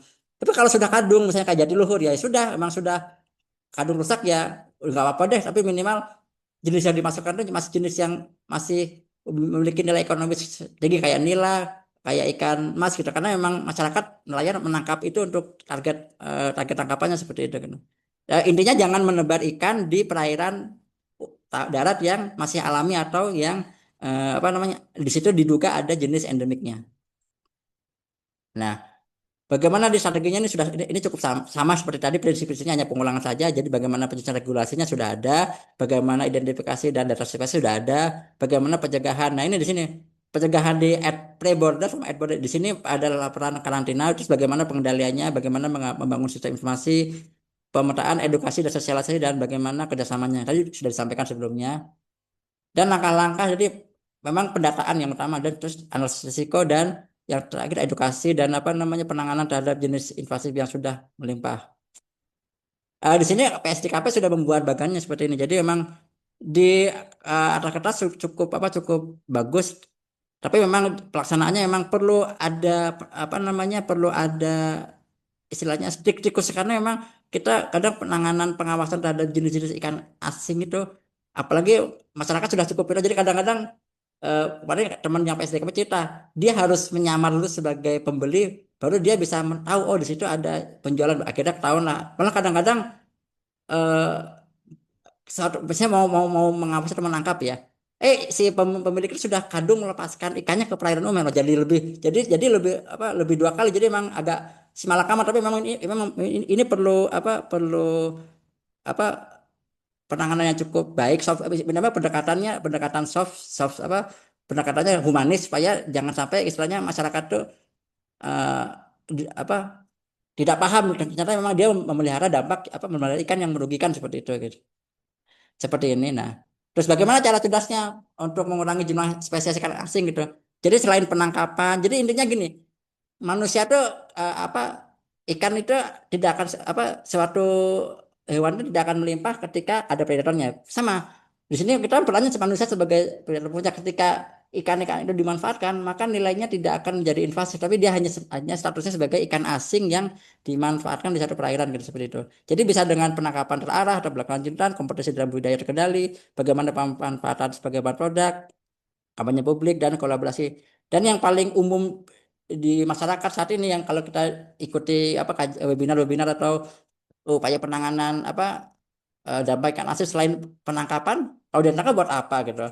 Ya kalau bisa mungkin ini bisa diarahkan ke olahan makanan yang bernilai ekonomis tinggi. Bagaimanapun juga ikan invasif itu atau ikan asing itu kan dia kan ikan ya, dia kan juga pasti mengandung protein atau mengandung zat gizi yang yang tertentu yang mungkin dia juga bermanfaat untuk meningkatkan laju konsumsi ikan di Indonesia gitu seperti itu gitu. Seperti itu. Nah, tapi juga nah seperti ini tadi kan olahan cerdas varietas ikan invasi air tawar gitu. Misalnya kayak pepes yang sudah umum kan pepes ikan mas. Jadi kalau Australia kan ini nih, coba aja dikirim aja ke sini ke Jawa Barat pasti habis sama orang Jawa Barat dimakan jadi pepes ya. Ada nila goreng crispy, ada abon ikan, ada mangut lele dan lain sebagainya gitu. Tapi yang perlu hati-hati di sini. Nah, ancaman pastikan ikan-ikan asing yang akan dijadikan produk bahan makanan tuh berasal dari perairan yang belum dicemar gitu. Contohnya sapu-sapu misalnya di Ciliwung. Jadi kalau kita di biologi kan dulu kan di SMA pernah belajar tentang bioakumulasi dan biomagnifikasi. Jadi ketika satu perairan tercemar, dia tingkat tropik yang tinggi dia akan kadar residu ada kadar racunnya itu meningkat sehingga ketika dia dimakan oleh manusia itu bisa menjadi lebih tinggi gitu. Makanya ikan sapu-sapu di Jakarta ya atau di tempat lain yang melimpah itu memang tidak disarankan untuk jadi makanan walaupun memang ada beberapa investigasi dia kita menemukan kasus somai ikan sapu-sapu atau olahan sapu-sapu yang cuma memang sebaiknya tidak jangan karena memang itu logam beratnya sudah sangat tinggi gitu. Tapi memang ini perlu penelitian lebih lanjut supaya memastikan bahwa perairan tersebut bebas dari cemaran logam berat atau residu kimia lainnya seperti itu kan. Tapi biasanya gampang kalau kita lihat ikan-ikan misalnya kalau ikan itu bentuknya aneh atau keruh, misalnya ada kayak benjolan atau apa-apa itu bisa jadi itu ada mutasi gen atau mutasi dari ikan itu kalau bisa jangan dimakan deh gitu, mending dibuang, dimatikan atau apa buat yang lain aja tapi jangan dimakan gitu. Terus bagaimana alternatifnya misalnya dengan kita kita jadikan pupuk organik cair atau mungkin kemarin kalau kata wakil gubernur Jawa di Brasil juga ada beberapa ikan sapu-sapu digunakan untuk bahan arang sebagai metode dan memang banyak atau bahan baku biogas atau bahan yang lainnya memang yang kalau bisa jangan non pangan seperti itu. Jadi memang tadi boleh untuk menjadi makanan ya. Tapi pastikan sumber ikan asing invasifnya itu belum berasal dari perairan yang tercemar seperti itu. Nah, terakhir sebagai penutup, sudah mau selesai waktu ininya.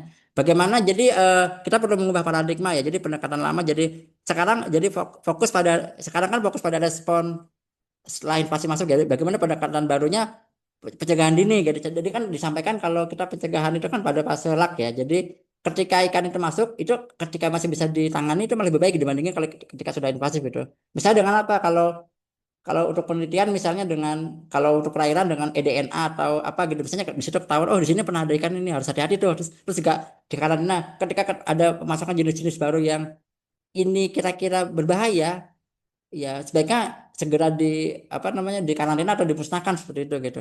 Lalu bagaimana dengan kita membangun apa namanya menguatkan regulasi, bagaimana kita mengedukasi publik terkait apa namanya keberadaan ikan asing invasif dan tujuan akhirnya bagaimana melindungi ekosistem. Karena memang kalau kita tanya ke masyarakat, banyak yang menyangka, saya sendiri juga dulu ketika belum masuk ke kampus perikanan ya, saya menyangka bahwa semua ikan ada di perairan adalah ikan asli Indonesia. Ternyata tidak gitu. Ketika saya masuk ke kuliah di perikanan dan memperdalam lagi ketika kerja di balai riset juga, ternyata ikan-ikan ya selama ini kita anggap asli adalah ikan normalisasi ya. Jadi ikan nila karena ikan mas yang sudah lama masuk ke Indonesia itu ternyata sudah dari WNA ke WNI lah kayak gitu lah seperti itu.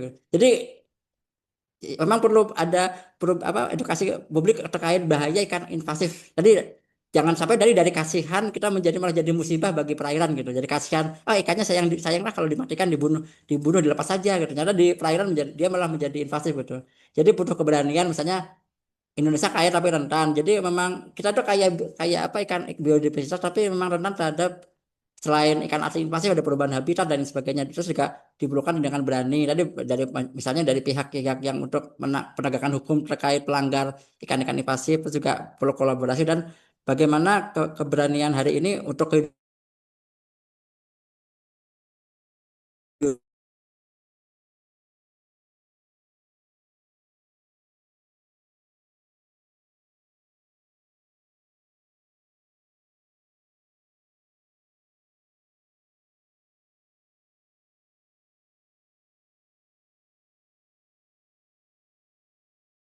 lingkungan. Jadi di sini misalnya di Islam ya ada beberapa ayat Al-Quran itu kan sudah mengatakan bahwa Allah itu sudah menciptakan alam semesta itu seimbang. Jangan dimasukkan dengan ikan-ikan lain yang bukan wilayahnya gitu. Terus kalau di Alkitab ya di Injil ya di Mazmur itu, jadi di sini Allah itu sudah memberikan tugas tanggung jawab kepada manusia untuk memelihara alam semesta, memelihara ciptaannya gitu. Jadi memang bahkan seperti itu di Hindu juga ada namanya konsep trihita karana. Jadi maksudnya alam, manusia dan Tuhan tuh saling bersinergis, jadi saling menguatkan. Jadi memang kalau sudah masuk ke ranah pendekatan sosial kultural, nanti insya Allah untuk pendekatan apa namanya penanggulangan pencegahan pencegahan dampak negatif kan asing invasif menjadi lebih baik gitu, seperti itu gitu. Mungkin dari saya cukup sekian. Terima kasih. Mohon maaf jika ada kalimat atau perkataan yang kurang pas atau tidak berkenan. Terima kasih. Assalamualaikum warahmatullahi wabarakatuh. Saya kembalikan lagi ke moderator. Terima kasih. Baik, terima kasih Bapak Agus Arifin Sentosa SPI MPI atas materinya yang telah disampaikan. Wah, menarik sekali ya Bapak Ibu peserta. Jadi yang kita tahu ternyata bahwa tidak hanya yang sedang trending atau viral saat ini yaitu ikan sapu-sapu saja yang bersifat invasif. Ternyata banyak sekali ikan di Indonesia yang awalnya adalah spesies introduksi begitu ya, ikan Betul introduksi ya. yang kemudian berkembang menjadi spesies invasif dan selanjutnya bersifat membahayakan dan merugikan untuk perairan darat di Indonesia sendiri. Baik, selanjutnya Bapak kita memasuki sesi diskusi dan tanya jawab. Untuk sesi diskusi ini kita akan memberikan kesempatan kepada penanya terlebih dahulu yang bertanya melalui fitur raise hand. Seluruh pertanyaan dapat disampaikan dan dapat langsung dijawab oleh Pak Agus. Selanjutnya kita akan lanjutkan setelah yang fitur raise hand, kita akan lanjutkan ke pertanyaan yang ada di kolom chat. Bagi peserta yang ingin mengajukan pertanyaan, dipersilakan menggunakan fitur raise hand sekarang atau dapat menuliskan pertanyaannya di kolom chat. Mohon menyebutkan nama dan instansi sebelum menyampaikan pertanyaan. Dipersilakan Bapak Ibu apabila ada yang fitur raise hand terlebih dahulu.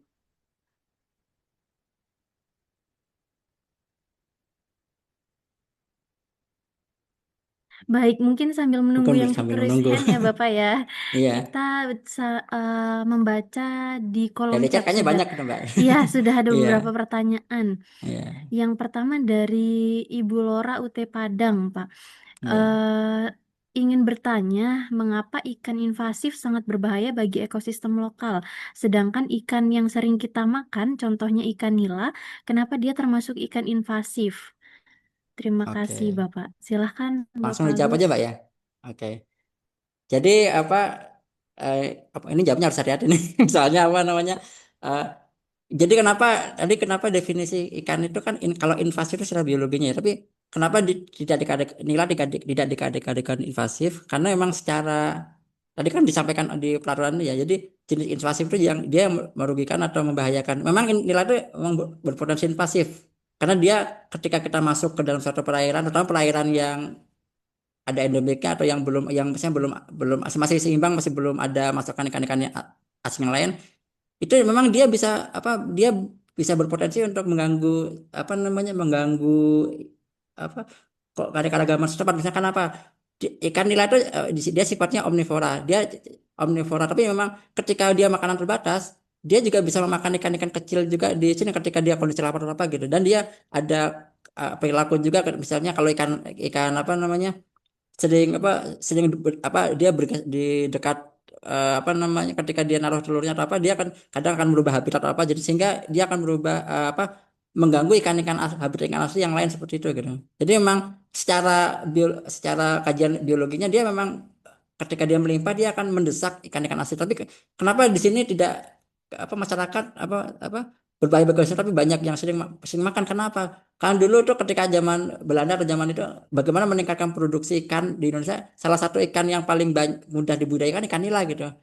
Jadi dimasukkanlah ke sini, dan bahkan sekarang nila kan jadi apa namanya, komoditas unggulan Indonesia gitu. Indonesia termasuk salah satu produsen nila ya enggak, setelah Cina terbesar di dunia gitu lah.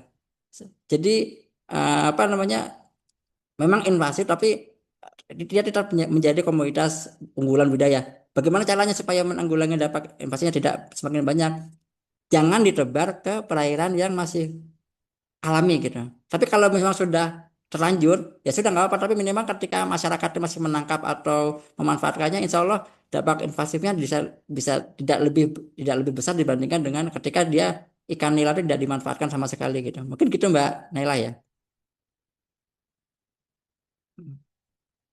Ini kayaknya di apa chat, jadi Mbak Lora dari UT Padang ya itu udah itu. Iya, eh, Ah, ah. semoga menjawab ya dari Iya, Ibu Laura, mohon maaf. iya, Kita berlari ke pertanyaan selanjutnya ya Bapak ya. Ke iya, pertanyaan Ibu Susi di kolom chat. Terkait ikan invasif seperti iya. nila, mujair, mas biasanya dikonsumsi oleh masyarakat di Indonesia, termasuk saya sendiri. Apakah dari sisi kandungan nutrisinya berbahaya juga bagi tubuh kita, dalam hal Mm, ini manusia? Mohon penjelasannya, terima kasih. ya. Mungkin ditambahkan juga di bawahnya, maksudnya bila dikonsumsi dalam jumlah banyak, begitu Pak. Seperti Mungkin ikan ya. sapu-sapu yang berbahaya bila dikonsumsi dalam jumlah banyak. Silahkan Pak Agus. Ah, baik. Jadi tadi salah satu pemanfaatan ikan ikan asapan adalah dengan cara dimanfaatkan sebagai bahan makanan ya, sumber makanan ya.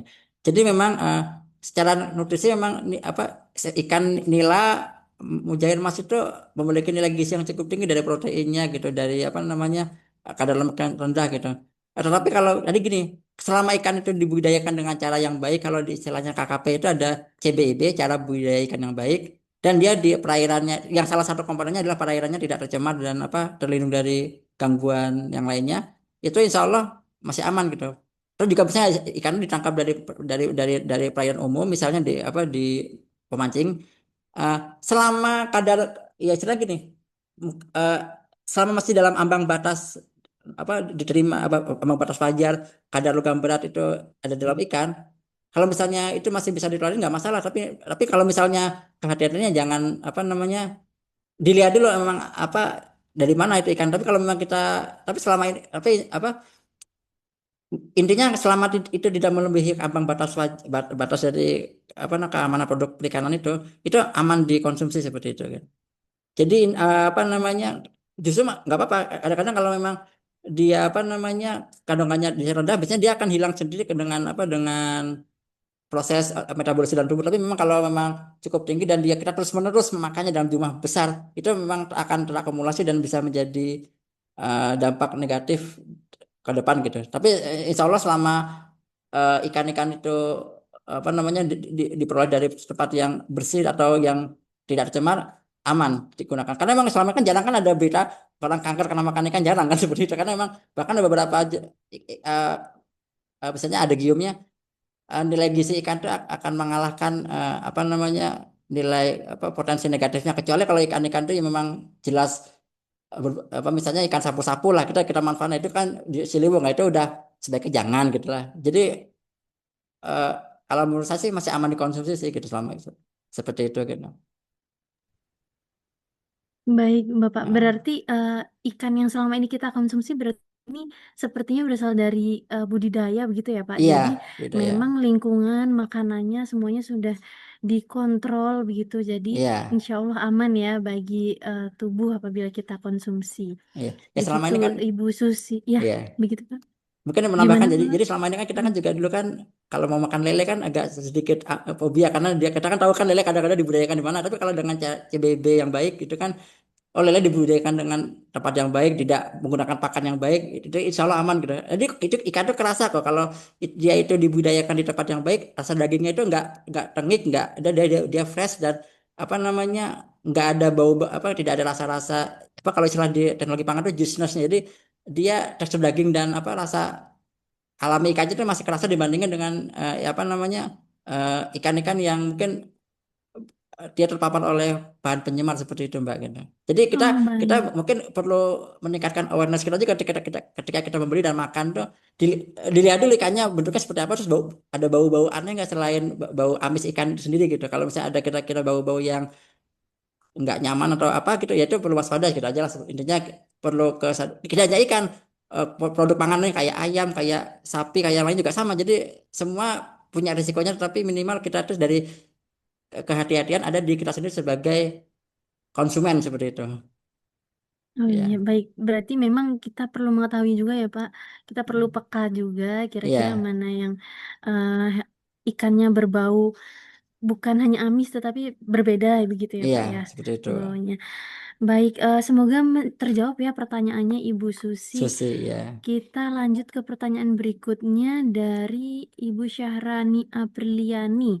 Mohon izin bertanya, Bapak, dalam proses pencegahan dan pengendalian, apakah kita sudah memiliki sistem monitoring untuk mengetahui atau mendeteksi penyebaran spesies invasif sejak dini? Terima Oke. kasih, Pak. Silakan, Bapak Agus. Oke, terima kasih. Jadi mungkin untuk terkait monitoring dan penyebaran deteksi itu kunci pertamanya itu biasanya dari karantina. Jadi karantina itu punya lalu lintas tumbuhan dan hewan itu yang antar pulau dan ada yang masuk ke dalam Indonesia gitu. Sementara itu cuma mungkin kalau untuk sistem informasi kalau kemarin saya lihat itu masih memang sedang dibangun gitu. Bahkan mulai mulai juga dibangun dari istilahnya dari netizen dari mass media juga misalnya ketika masyarakat itu menemukan itu kalau bisa dilaporkan cuma memang mungkin sistemnya masih dalam proses itu mungkin sekarang karena sudah zamannya digital ya karena masyarakat tuh sekarang dikit-dikit posting viral jadi itu sudah merupakan salah satu upaya pengendalian juga gitu kalau menurut saya misalnya eh, dia harus di suatu tempat dia menemukan ada orang yang memelihara aligator ada orang yang memelihara arapaima atau apa gitu piranha gitu ya. Itu kalau mungkin dengan istilahnya masyarakat atau kalau bahasa Jawanya getok tular itu ya, itu mungkin bisa ikut saling membantu untuk pencegahan tersebarnya ikan-ikan asing invasif atau jenis yang berbahaya dan merugikan ke Indonesia gitu. Bisa jadi masyarakat yang melihat itu juga salah karena mereka nggak tahu gitu. Oh ikan ini nggak ikan ini ternyata dilarang ya karena memang rata-rata kita tuh menganggap semua ikan itu sama gitu, tidak berbahaya kan cuma ikan ini gitu ya. Sapu sapu ternyata kok dampaknya bisa ini ya kenapa dia bisa menimpa karena dia coba sapu-sapu misalnya kita beli akuarium baru bersih ukurannya makin besar bosan dibuang gitu dibuang ternyata berpasangan dia dia punya telurnya itu sekitar 20.000 ekor gitu 20.000 ekor dan dari peluang menetasnya itu sempurna gitu jadi dia coba dari dua ekor menjadi 20.000 coba nanti 20.000 punya beranak eksponensial jadi bisa nanti satu perairan isinya sapu-sapu semua gitu jadi memang bisa, tadi memang kembali lagi ke sistem monitoring memang sedang dalam mungkin Indonesia sedang dalam proses membangun karena memang sekarang kan badan karantina kan baru ya jadi tadinya kan di masing-masing Kementerian Pertanian sendiri Kementerian Kelautan sendiri kan karena tahun 2023 kalau nggak salah itu kan melebur menjadi badan karantina Indonesia jadi intinya kunci pertamanya di sana gitu seperti itu jadi nanti sambil melihat dari jenis-jenis lainnya yang sudah yang sudah yang sudah dimasukkan ke dalam suatu peraturan dan bisa jadi jenis itu mungkin bisa jadi bertambah gitu. Listnya tadi kan hanya ada 76 jenis ya yang terbaru itu ya, yang tahun 2020 seperti itu. Mungkin itu Mbak. Jadi memang mungkin dalam proses proses development aplikasi, tapi dengan adanya netizen jurnalistik itu mungkin sedikit sekali cukup membantu pengawas atau dinas yang berkepentingan untuk sedikit banyak membantu dalam penanganan atau pencegahan dampak negatif ikan asing di lingkungan gitu. Kayak gitu, Mbak. Baik, semoga Heeh. keberlanjutan dari sistem monitoring ini terus dimonitoring Iya, terus ya Pak ya. seperti itu. Jadi bisa dapat dioptimalkan penggunaannya seperti Iya, itu ya Pak ya. betul Baik, ya. semoga terjawab Ibu Syahrani Apriliani. Kita lanjut ke pertanyaan berikutnya. Ada dari Ini Ibu sambungan yang tadi Humaira. kayaknya ini. Iya, pertanyaan dari Ibu Humaira ya Bapak Iya, ya. iya betul ya. Apakah ada penganggaran untuk pemberantasan ikan sapu-sapu dan red devil? Karena saat ini sudah sangat meresahkan. Dan apakah Iya, ada kerjasama dengan pemerintah daerah untuk mengatasi masalah ini? iya. Kalau soal anggaran mungkin ada ya, cuma mungkin beberapa instansi ya ada pengaturan kebijakan-kebijakan tersendiri yang itu menyebabkan mungkin belum optimal. Saya kayak kemarin kan tahun lalu ikut webinar karantina sama PSDKP ya. Jadi gini, orang-orang karantina itu misalnya orang-orang PSDKP itu pengawas itu menemukan ikan arapaima yang beratnya hampir 2 kuintal gitu. Di situ anggaran untuk mengangkat aja udah perlu perlu perlu truk derek atau apa yang cukup biaya. Dan sedangkan kalau misalnya di anggaran nggak ada, jadi akhirnya ya mau nggak mau ya dengan semangat gotong royong masyarakat ya itu kembali lagi. Jadi eh, tapi tetap bisa, cuma minimal itu bisa dilakukan karena apa ada semangat untuk menanggulangi dampak negatif. Cuma memang kalau anggaran memang pasti dianggarkan, apalagi di Badan Karantina. Cuma mungkin untuk pemberantasan tadi disampaikan semakin melimpah, kalau kita hanya mengandalkan dari instansi pemerintah atau instansi berwenang lainnya akan sulit. Tapi gimana di masyarakat misalnya ketika berlomba-lomba, misalnya kayak di Jogja itu ada lomba memancing ikan devil di Waduk Sermo atau mungkin di tempat lain. Eh, Kalau di tempat lain bahkan ada beberapa yang kalau misalnya berhasil menangkap ikan ini dapat reward atau hadiah apa gitu. Tapi bahkan kalau hadiah kan perlu anggaran, tapi kalau minimal dari kitanya sendiri memanfaatkan ikan itu atau minimal ketika ketemu di perairan langsung aja ditangkap dimusnahkan itu lebih baik. Jadi istilahnya bekerja bersama-sama sama gotong royong masyarakat Indonesia untuk menanggulangi ikan asing invasif itu sendiri gitu, Mbak. Iya, kalau anggaran memang Baik, ada, cuma mungkin tadi kembali karena semangat efisiensi yang ada sekarang, jadi sepertinya ya kita bagaimana kreativitas kita untuk tetap berjalan, tapi dengan mungkin itu Mbak Naila deh. Ya, iya baik Pak. Jadi memang ya, anggaran itu ada, namun ya. akan lebih maksimal dan optimal apabila dibantu dengan semangat gotong royong Betul kita ya. sebagai masyarakat sekitar ya Bapak ya. Iya.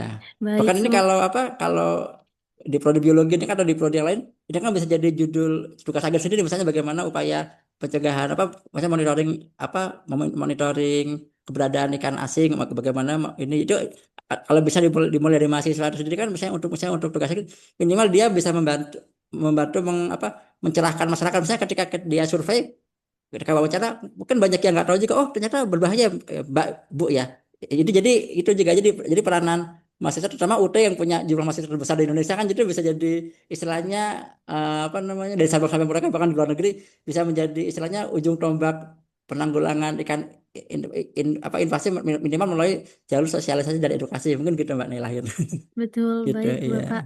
Eh, Memang harapannya kita Heeh. sebagai masyarakat itu menjadi ujung tombak dan membantu berinovasi begitu ya untuk membantu Iya, bersama-sama pemerintah daerah dan pemerintah pusat juga untuk menanggulangi spesies invasif begitu ya Bapak ya. betul ya Bu. Baik, semoga terjawab Ibu Humaira pertanyaannya. Selanjutnya Iya. kita ada pertanyaan dari em, Ibu Heni Kurota Ayun. Mohon izin Pak, Oh, bagaimana mekanisme screeningnya ketika di awal keberadaan ikan introduksi yang menjelma invasif yang datang secara alami? Logikanya kontrol imigran gelap dengan batas negara daratan itu sudah susah, apalagi di perairan. Jadi bagaimana mekanisme screeningnya mungkin Pak yang ya. ditanyakan? Ya memang susah ya, tapi minimal dengan adanya peraturan, isinya dari karantina sudah eh, minimal dari mungkin gini, dari 10 yang misalnya masuk mungkin secara ilegal ya, minimal dari 10 6 tuh bisa tertangani, itu lebih baik dibandingin tidak sama sekali gitu. Jadi memang pasti salah satu kelemahan ya istilahnya pemasukan Indonesia itu kan kadang kalau ada yang melalui jalur resmi karantina, ada juga yang diselundupkan itu Mbak. Jadi kadang-kadang kayak gitu. Belum juga tadi nggak disampaikan itu kalau jalur yang perdagangan. Kalau jalurnya misalnya dia apa namanya bawa sampel, misalnya bawa apa sih, dia iseng-iseng bawa air aqua lah, dia dia masukin nggak bisa ngambil bahan apa, ngambil di satu perairan truk ini, dia lupa, dia buang aja ke tempat yang lain. Itu juga bisa menyebabkan dengan yang namanya air balas itu Mbak gitu. Jadi selain di karantin apa istilahnya, screen itu hanya salah satu jalur masuk, tapi jalur masuk ikan-ikan invasif itu banyak tadi selain ini gitu. Jadi memang ini kembali lagi ke kesadaran masyarakat supaya ketika misalnya si pembudidaya misalnya dari jalur masuk akuakultur ya, misalnya kita ketika membeli benih ikan ya, itu perlu sortasi lagi. Ketika misalnya jenis ini kira-kira bukan nila atau bukan jenis yang ditargetkan, langsung matikan saja di tempat itu saat itu juga gitu. Jangan langsung sayang lah nanti dibuang aja. Lama-lama dia juga akan berkembang. Memang dulu kasusnya masuk landfill ke perairan itu kan karena benihnya sangat mirip sekali dengan ikan nila gitu. Jadi gitu. Jadi memang eh, sangat banyak jalur masuknya, tapi minimal tadi kembali lagi ke pertanyaan yang screening itu, minimal itu sudah mekanisme screening tadi, ketika ada bea cukai masuk misalnya gitu, dia akan dilihat jenisnya apa. Ketika misalnya itu jenisnya barang atau hewan atau tumbuhan, pasti akan masuk karantina, dicek apakah dia sesuai dengan peraturan, dilarang atau enggak masuk. Terus misalnya kalau apa namanya dilarang ya langsung langsung dimusnahkan, tapi kalau misalnya enggak ya dia bisa masuk lagi dengan, kalau udah masuk pun juga harus ada sertifikat dia bebas dari penyakit dan parasit, ada lagi itu statusnya. Jadi ada beberapa tahapan yang harus dimasuki importasi apa namanya organisme sebelum masuk ke Indonesia gitu. Itu kalau jalur perdagangan. Kalau jalur yang lain tadi yang saya sampaikan, ya perlunya katanya apa awareness dari kesadaran dari masing-masing pelaku usaha untuk melihat oh ini kira-kira apa namanya berbahaya apa enggak. Termasuk juga hobi ikan hias tuh. Kebanyakan ikan hias tuh kan dari sumber ikan-ikan invasif kan dari ikan hias tuh. Jadi eh, pasti memastikan apa namanya jenis-jenis yang dipelihara itu dijual tidak melanggar aturan gitu aja sih Mbak gitu. Seperti itu kan. Baik, Pak. Jadi memang Ah, sudah ada mekanisme screening ya iya oleh sudah. Balai Karantina ketika masuk ke Indonesia dan memang kita sedang mengupayakan untuk screening maksimal begitu ya, Pak, Iya, agar tidak spesies introduksi ini tidak menjadi invasif begitu. Semoga iya. terjawab Mbak Heni. Kemudian kita lanjut pertanyaan berikutnya dari Pak Anto dari UT Bandung. Izin bertanya Pak, dalam pemusnahan ikan sapu-sapu sering dengan cara dikubur. Iya. Menurut Bapak, apakah metode ini sudah aman dan tepat bagi lingkungan? Atau ada cara pemusnahan lain yang lebih berkelanjutan untuk menangani biomasa ikan invasif dalam jumlah besar? Silakan Nah, ya. Bapak. Nah, ini pertanyaannya juga kemarin viral nih, yang MUI sampai berfatwa ya. Betul. Katanya tidak apa, tidak berperi kehewanan gitu ya, seperti itu. Tidak ada Dikubur. animal welfare gitu. Tapi memang apa namanya, kemarin teman juga apa berbicara sih. Jadi selama itu apa, selama kalau ke kaidah saya agak ini, kalau kaidah fikihnya kalau agak nyimpang ke Islam dulu gitu ya. Jadi kalau misalnya kaidah fikihnya gitu gini, ketika dia itu berbahaya, ketika kita mematikan langsung itu boleh, yang penting jangan dibakar gitu aja lah. Intinya jangan dibakar dengan api kalau secara Islam ya. Tapi minimal kalau dikubur, kalau untuk sapu-sapu, ada pakar yang lain berpendapat seperti apa Pak Charles, dosen IPB dari IPB ya, dia menyampaikan dikubur pun tidak menyelesaikan masalah. Takutnya ketika dikubur itu ikan sapu-sapu itu masih bisa bernapas, dia bisa menggali, dia keluar lagi. Jadi memang satu-satunya cara itu memang dimatikan dulu. Tapi kalau dalam jumlah banyak ya susah ya. Jadi memang apa cara yang paling tepat selama ini ya kalau bisa dimusnahkan dulu dimusnahkan. Tapi kalau misalnya dimatikan satu-satu, tapi kalau memang tidak bisa ya istilahnya memilih cara yang buruk dibandingin terburuk. Jadi misalnya itu cara yang paling baik yang ada selama ini dibandingkan dengan misalnya cara kita harus membunuh satu-satu gitu. Soalnya kalau bunuh satu juga lama, terus juga ikan ikan sapu-sapu kan juga matinya lama juga itu. Kayak lele aja kita getok aja kadang masih hidup loh. Apalagi ikan sapu-sapu yang dia punya punya apa tulang tulang pelindungnya yang apa tubuhnya yang sangat keras itu gitu. Jadi memang selama mungkin untuk saat ini dikubur itu masih cara yang tepat. Bahkan di Dinas Perikanan Provinsi Jogja juga, dia juga kemarin ikan arape, ikan sapu-sapu jadi juga dia dikubur juga di halaman dinasnya gitu. Karena nggak ada, dikubur juga perlu ada siapa nih lahannya yang mau dipakai buat dikubur, mau nggak itu. Terus juga nanti takutnya kalau dikubur ini kalau dia kedalamannya nggak maksimal bau apa enggak kan juga kalau jumlahnya banyak kan dia perlu ekskavator kalau gitu dia gali tanahnya itu kan juga perlu biaya. Nah, kadang-kadang itu intinya apa namanya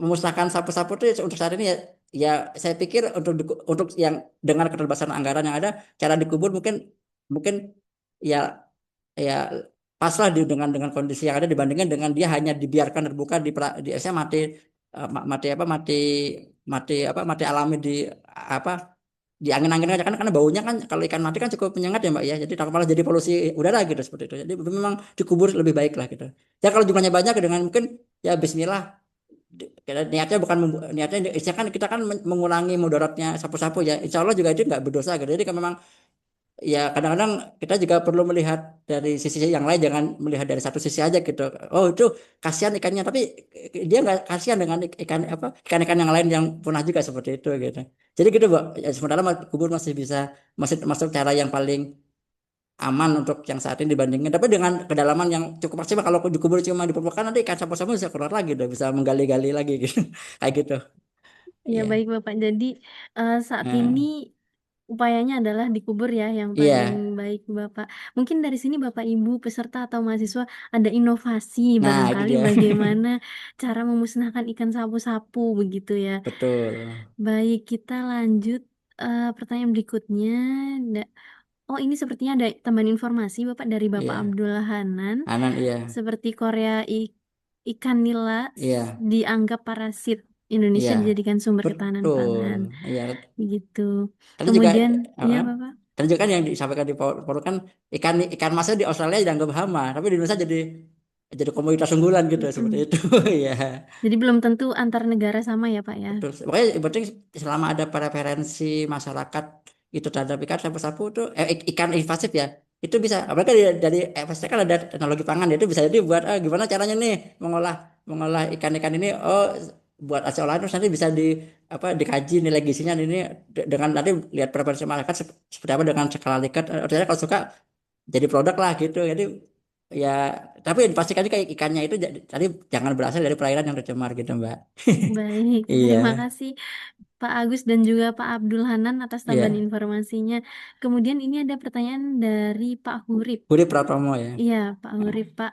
Pada penelitian kami pada Sungai Serayu, Jawa Serayu. Tengah, kami mendapati ikan-ikan yang menurut penduduk lokal secara lama turun-temurun sudah ada di Iya, situ. Ikan-ikan ini polusinya tidak populasinya. melimpah.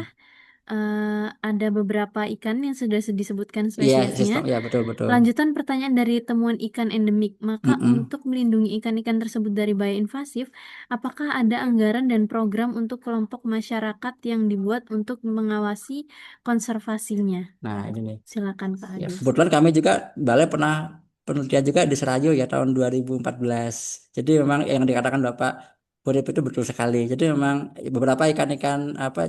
Jadi Serayu itu kan panjangnya dari mulai Wonosobo sampai apa Purwokerto sampai dia Cilacap di hilirnya gitu ya. Jadi memang ikan-ikan itu apa namanya? Tapi dia ada bendungan di tengah gitu. Dia ada barier yang apa menghalangi gitu. Jadi bagaimana bahaya invasif ya. Jadi memang eh, untuk melindungi ikan dari bahaya invasif. Tadi kembali lagi, jangan melepaskan ikan-ikan asing ke perairan tawar, terutama bagian penelitian penelitian IPB di Sungai Ciliwung ya, bahkan di puncak aja di puncak aja di Sungai Ciliwung hulunya aja itu sudah ada ikan sapu-sapu. Katanya kan Pak, ikan sapu-sapu kan katanya kan di perairan yang jernih gitu. Apa namanya? eh nanti apa ada kok bisa di perairan keruh ya kok di ikan yang jernih itu bisa hidup ya jawabannya ikan sapu-sapu memang bisa hidup di perairan yang keruh tapi kalau di perairan jernih dia lebih bisa hidup lagi dia nyaman dengan kondisinya bahkan kalau misalnya dia saking nyamannya dia makin menginvasi ikan-ikan yang lain kan bisa repot apalagi kalau di Sungai Serayu ini di bagian ikan hulu tuh ada ikan namanya ikan apa ya yang kayak dia juga nempel di bebatuan jadi dia tipe mulutnya di bawah gitu nah itu kalau sapu-sapu di situ nanti rebutan habitat ikan-ikan yang kecil yang asli itu nggak apa namanya nggak bisa hidup karena habitatnya dipakai udah punah gitu apalagi kalau ikan sapu-sapu besar itu dia bisa dimakan karena kan empuk sekali gitu saya lupa nama ikannya tapi itu ikannya kayak ikan apa namanya ikan sapu-sapu tapi dia nempel di kayu gitu bukan sapu-sapu tapi dia nempel di bebatuan gitu gitu. Apalagi dengan tipe tipe apa anatomi mulut yang mirip-mirip, jadi kan tipe yang menempel ya, dia kan akan rebutan habitat juga gitu. Jadi kembali lagi ke pertanyaan Pak Hudi tadi, intinya dari jenis ikan yang tadi yang Cystomys orphoides, Barbonemus itu memang benar-benar betul itu ikan-ikan asli dari, apalagi ikan hampala itu dia termasuk diduga dia merupakan istilahnya predator buat ikan sapu-sapu, tapi buat ikan yang masih benih juvenil. Tapi kalau udah ketinggi ikan hampala nggak ini nggak efisien lagi untuk apa untuk memakan ikan sapu-sapu. Kenapa? Ya ikan itu kan nggak kayak ini ya, maaf ya, nggak kayak manusia ya. Dia kalau udah kenyang udah gitu. Kalau manusia kan udah kenyang masih nyimpen makanan disimpan di gudang kalau itu bisa, kalau ikan enggak. Jadi jadi tetap kembali lagi manusia yang sebagai istilahnya pengelola utama lingkungan. Kalau misalnya ketika menemukan ikan ini, apalagi kalau nggak salah di Serayu itu di bagian Wonosobo itu ada komunitas masyarakat komunitas pencinta sungai ya, itu bisa digerakkan gitu. Nah kalau anggaran, jadi kembali lagi, jadi negara ini sedang apa namanya banyak yang diurus, jadi sehingga anggaran itu dialihkan ke tempat yang lain, dan setidaknya kita kembali lagi tadi ke kalimat saya ekoteologi. Jadi kita niatnya untuk menjaga alam, insya Allah dapat pahala. Jadi kalau kita ada niatnya ibadah dengan cara menanggulangi ikan asing itu, ya tanpa anggaran pun insya Allah juga jalan. Misalnya dengan menggerakkan masyarakat mungkin bersih-bersih sungai, ketika ada invasi ikan siapa-siapa ditangkap, dimusnahkan rame-rame ya gitu. Jadi kembali lagi ke semangat gotong royong masyarakat gitu, Mbak Naila. Baik, terima Iya. kasih Pak Agus atas jawabannya. Semoga terjawab ya Bapak Urip Iya. pertanyaannya. Kemudian karena keterbatasan waktu, Bapak Iya izin ini. kita sesi diskusi kita batasi satu pertanyaan terakhir ya Bapak. Boleh. Ada beberapa pertanyaan yang mungkin tadi sudah Mirip ya. terjawab juga Iya, melalui diskusi tadi ya Pak. Saya betul. izin ambil pertanyaan dari Bapak Narya Sunaria dari UT Boleh. Jakarta. Bagaimana Iya, pengaruh limbah rumah tangga terhadap kualitas ikan nila? Lalu kenapa di beberapa negara ikan betul. nila dianggap Iya. sebagai hama? Apakah hanya karena populasinya yang terlalu banyak atau ada faktor lain? Di daerah saya banyak ikan nila yang diberi makan dari limbah rumah tangga. Apakah hal tersebut berpengaruh terhadap kualitas dan keamanan ikan untuk dikonsumsi? Selain itu, apakah ikan sapu-sapu jika dibudidayakan bisa dikonsumsi? Karena kemarin ikan sapu-sapu hanya dikubur. Apakah sebenarnya ikan tersebut masih bisa dimanfaatkan untuk kebutuhan manusia atau hal lainnya? Mungkin satu terakhir tapi Oke. beruntun ya Bapak ya. Oh Silahkan iya, Pak ini Agus. kayaknya ini ada 3 pertanyaan nih. Ya, terima kasih Mbak Naila dari Pak Narya Sunarnya dari UT Jakarta ya. Ini sama-sama saya nih dulu, alumni UT Jakarta juga nih dulu. Dari waktu S2 ya. Jadi bagaimana pengaruh limbah rumah tangga terhadap kualitas ikan nila. Jadi kembali lagi ya, kalau untuk keperluannya sertifikasi ya untuk dijual, eh, kan ada kalau KKP itu melakukan cara budidaya ikan yang baik gitu. Jadi cara budidaya ikan yang baik sebaiknya makanan tuh jangan dari limbah rumah tangga gitu. Tapi kalau misalnya itu hanya budidaya sendiri untuk sendiri, dan limbah rumah tangganya kan jelas ya, rumah tangganya apa dulu yang selama itu bukan bahan beracun dan berbahaya. Itu insya Allah nggak apa-apa gitu. Karena di zaman dulu waktu saya KKN dulu kan banyak yang orang itu istilahnya makanan lele dari sisa-sisa kayak nasi kayak itu, dan hidup juga. Tadi yang penting ketika kita panen ikannya itu bau dagingnya itu normal seperti bau pada umumnya gitu, itu yang aman gitu, seperti itu. Nah terus yang kedua ada yang jadi ikan nila kenapa dianggap invasif di tempat lain, karena memang bisa jadi di tempat lain tuh nggak diminati gitu, jadi hama, karena nggak dimanfaatkan. Tapi kalau selama itu dimanfaatkan, dia akan mengurangi invasifnya. Makanya di apa di Indonesia nggak ada yang berani kan ngomong ikan nila, ikan mas, ikan patin itu invasif, karena bisa nanti merusak target budidaya nasional dong, itu kan, karena itu kan salah satu target ekspor juga gitu, ikan nila itu sendiri gitu. Terus juga tadi ikan sapu-sapu apakah bisa dibudidayakan, bisa apakah ikan sapu-sapu jika dibudidayakan bisa dikonsumsi? Bisa, untuk ini benar yang baik juga. Jadi ada ketelusuran benih. Jadi kalau saya benihnya dia dari Sungai Ciliwung sama aja gitu. Karena dia akan tadi seperti ada bioakumulasi, karena mengecek kadar logam berat dalam ini kan satu sampel juga mahal sekali ya, cek logam berat ya, sehingga mungkin kehati-hatian kalau untuk ikan sapu-sapu atau sebenarnya gini lah, asumsinya kalau ikan-ikan sebaiknya kalau untuk yang ini, kalau dulu perikanan ya, ilmu pangan ya, untuk ikan saya dulu pernah dapat ilmunya dari kampus juga ya.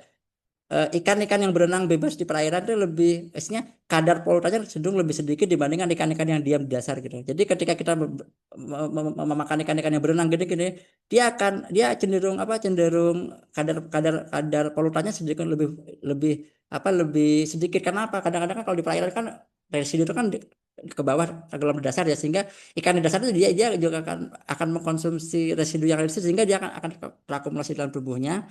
Dan ketika misalnya kita nggak tahu kan, kalau bisa takutnya itu luka berat atau apa, itu bisa jadi juga akan takutnya berbahaya kepada tubuh manusia. Tapi selama tadi ketika misalnya dalam batas batas ambang batas yang normal, terus juga bentuk tubuh, bentuk rasa itu normal, itu sebenarnya aman loh.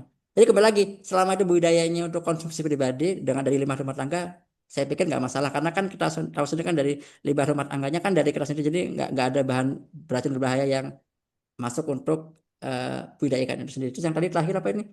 Apakah ikan sapu-sapu, apakah hanya dikubur, apakah sebenarnya ikan itu bisa dimanfaatkan untuk kebutuhan manusia? Ada beberapa opsi kemarin, kalau ini misalnya buat pupuk cair atau buat arang gitu. Tapi kan kembali lagi, biaya untuk penanganan produksi itu kan juga perlu modal ya. Nah itu yang istilahnya kembali lagi, eh, minimal dari skala rumah tangga aja, misalnya kayak sapu-sapu tuh dipanaskan, dibakar. Jadi kalau jadi arang kan lumayan tuh, dia bisa menggantikan sumber kayu yang udah mulai langka sekarang gitu. Jadi kalau bisa itu memang saran untuk sapu-sapu guna yang udah di Jakarta, yang Ciliwung itu ya, sebaiknya digunakan untuk produk yang non pangan gitu, seperti itu. Kayak gitu, Mbak. Ini agak Baik, oke. semoga terjawab pertanyaannya ya Bapak Iya, Narya, dan terima kasih Bapak Agus Arifin Sentosa atas semua jawaban diskusi kita pada hari ini. sama-sama, Mohon izin Mbak. Bapak Ibu, karena adanya keterbatasan waktu, kami mohon maaf apabila Iya, ada pertanyaannya yang belum sempat dibacakan atau didiskusikan. Semoga pada kesempatan lain kita dapat berdiskusi lebih lanjut terkait topik betul. yang sangat menarik ini ya. Betul, Mbak Baik, ini. Bapak Ibu, izin saya tarik kesimpulan materi pada hari ini bahwa ikan asing berpotensi invasif merupakan ancaman nyata bagi ekosistem perairan darat, baik dari sisi keanekaragaman hayati maupun dampak sosial ekonomi. Upaya pengelolaan tidak hanya bersifat reaktif, tetapi perlu dilakukan secara proaktif Betul, melalui pencegahan, pengawasan, dan kolaborasi berbagai pihak. Akhirnya, kesadaran dan peran bersama menjadi kunci dalam menjaga keberlanjutan sumber daya ikan di Indonesia. betul. Baik, Mbak, sebelum, ya Bapak, saya boleh pantun dulu nggak sebelum ini? boleh silakan Tadi lupa, apabila kadang-kadang berkenan kasih kan. Jadi menyampaikan closing statement juga iya. barangkali Pak, Betul silakan ya. Pak. Jadi kalau saya statementnya mungkin sudah diulang-ulang ya, kita jaga perairan kita dari asing invasi. Jadi ini pantunnya gini Pak ya. Ini saya baru kepikiran, nanti Bu Dekan sama Bu Kabel sudah menyampaikan pantun, saya juga lah jangan sampai kalah gitu. Jadi boleh gini pantunnya ya. Pergi ke pasar membeli kasa untuk Cakep, membungkus ikan slice. Jangan lepas cakep. ikan pemangsa, nanti ikan lokal kita yang habis. Terus ada dua lagi nih pantunnya. Baik, Main ke Bapak. sungai memancing patin. Dapat satu Cakep. di balik batu. Ikan asing jangan dilepaskan rutin. Ekosistem rusak tak lagi bersatu. Terus bunga melati harus mewangi.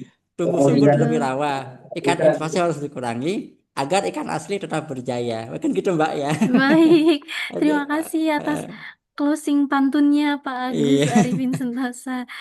Baik, Bapak Ibu, eh, berakhirnya sesi diskusi ini, selanjutnya sebagai bentuk penghargaan dan apresiasi atas materi yang bermanfaat dan menarik ini, berikut kami sampaikan Bapak sertifikat apresiasi dari kami.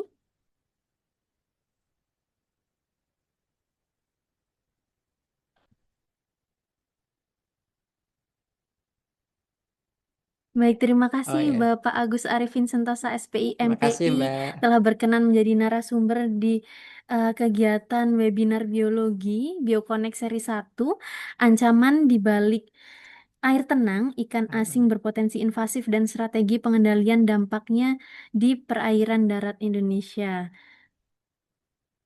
Iya, terima kasih Mbak. Saya Baik, sangat terima kasih Bapak Agus tersanjung Arifin. sekali nih ya, bisa balik lagi ke UT.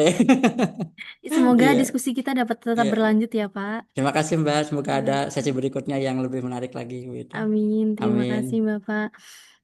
Baik, Bapak Ibu peserta webinar biologi, kita telah sampai di penghujung sesi diskusi. Terima kasih atas antusiasme dan partisipasinya. Semoga kegiatan webinar hari ini dapat memberikan manfaat dan meningkatkan kepedulian kita terhadap pentingnya menjaga keberlanjutan ekosistem perairan di Indonesia. Saya selaku moderator, mohon maaf apabila terdapat kekurangan selama memandu sesi diskusi ini. Saya tutup, saya akhiri. Wassalamualaikum warahmatullahi wabarakatuh. Waalaikumsalam warahmatullahi wabarakatuh. Saya kembalikan lagi ke MC. Silahkan Mas Izin Filemon. bertanya, Mbak, ini link absennya hanya untuk mahasiswa sama dosen ya? Baik, akan kami koordinasikan ya Ibu ya. Baik. Mohon gitu.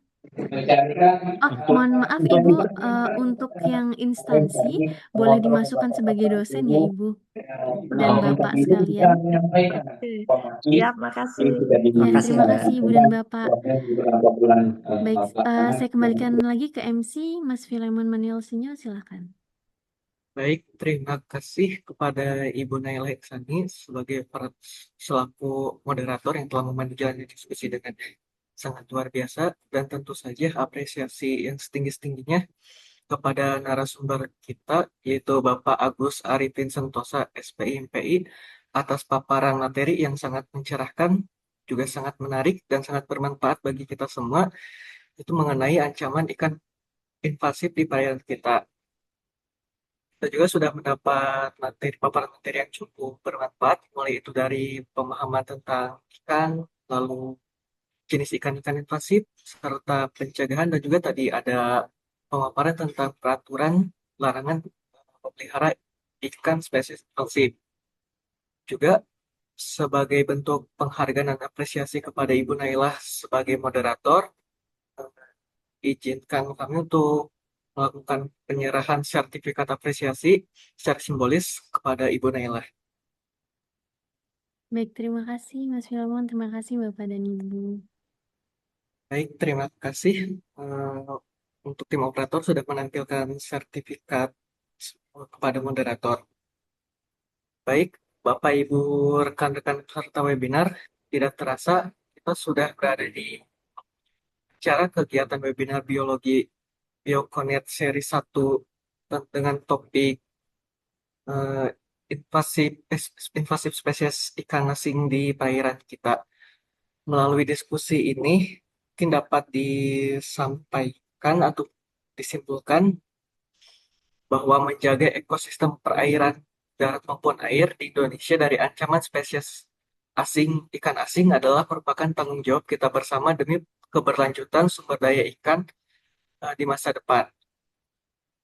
Mungkin sebelum acara webinar ini ditutup, saya ingin mengingatkan kepada Bapak Ibu serta rekan-rekan peserta webinar untuk mengisi feedback uh, link yang ada di room chat yang nanti juga akan digunakan database sebagai pemberian sertifikat kepada Bapak Ibu dan rekan-rekan peserta webinar.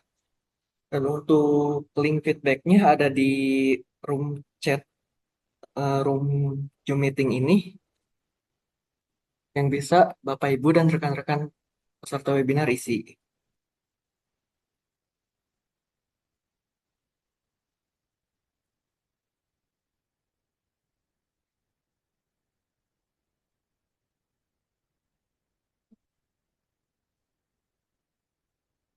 Baik, mungkin untuk kegiatan webinar biologi Biokonet seri 1 ini telah selesai.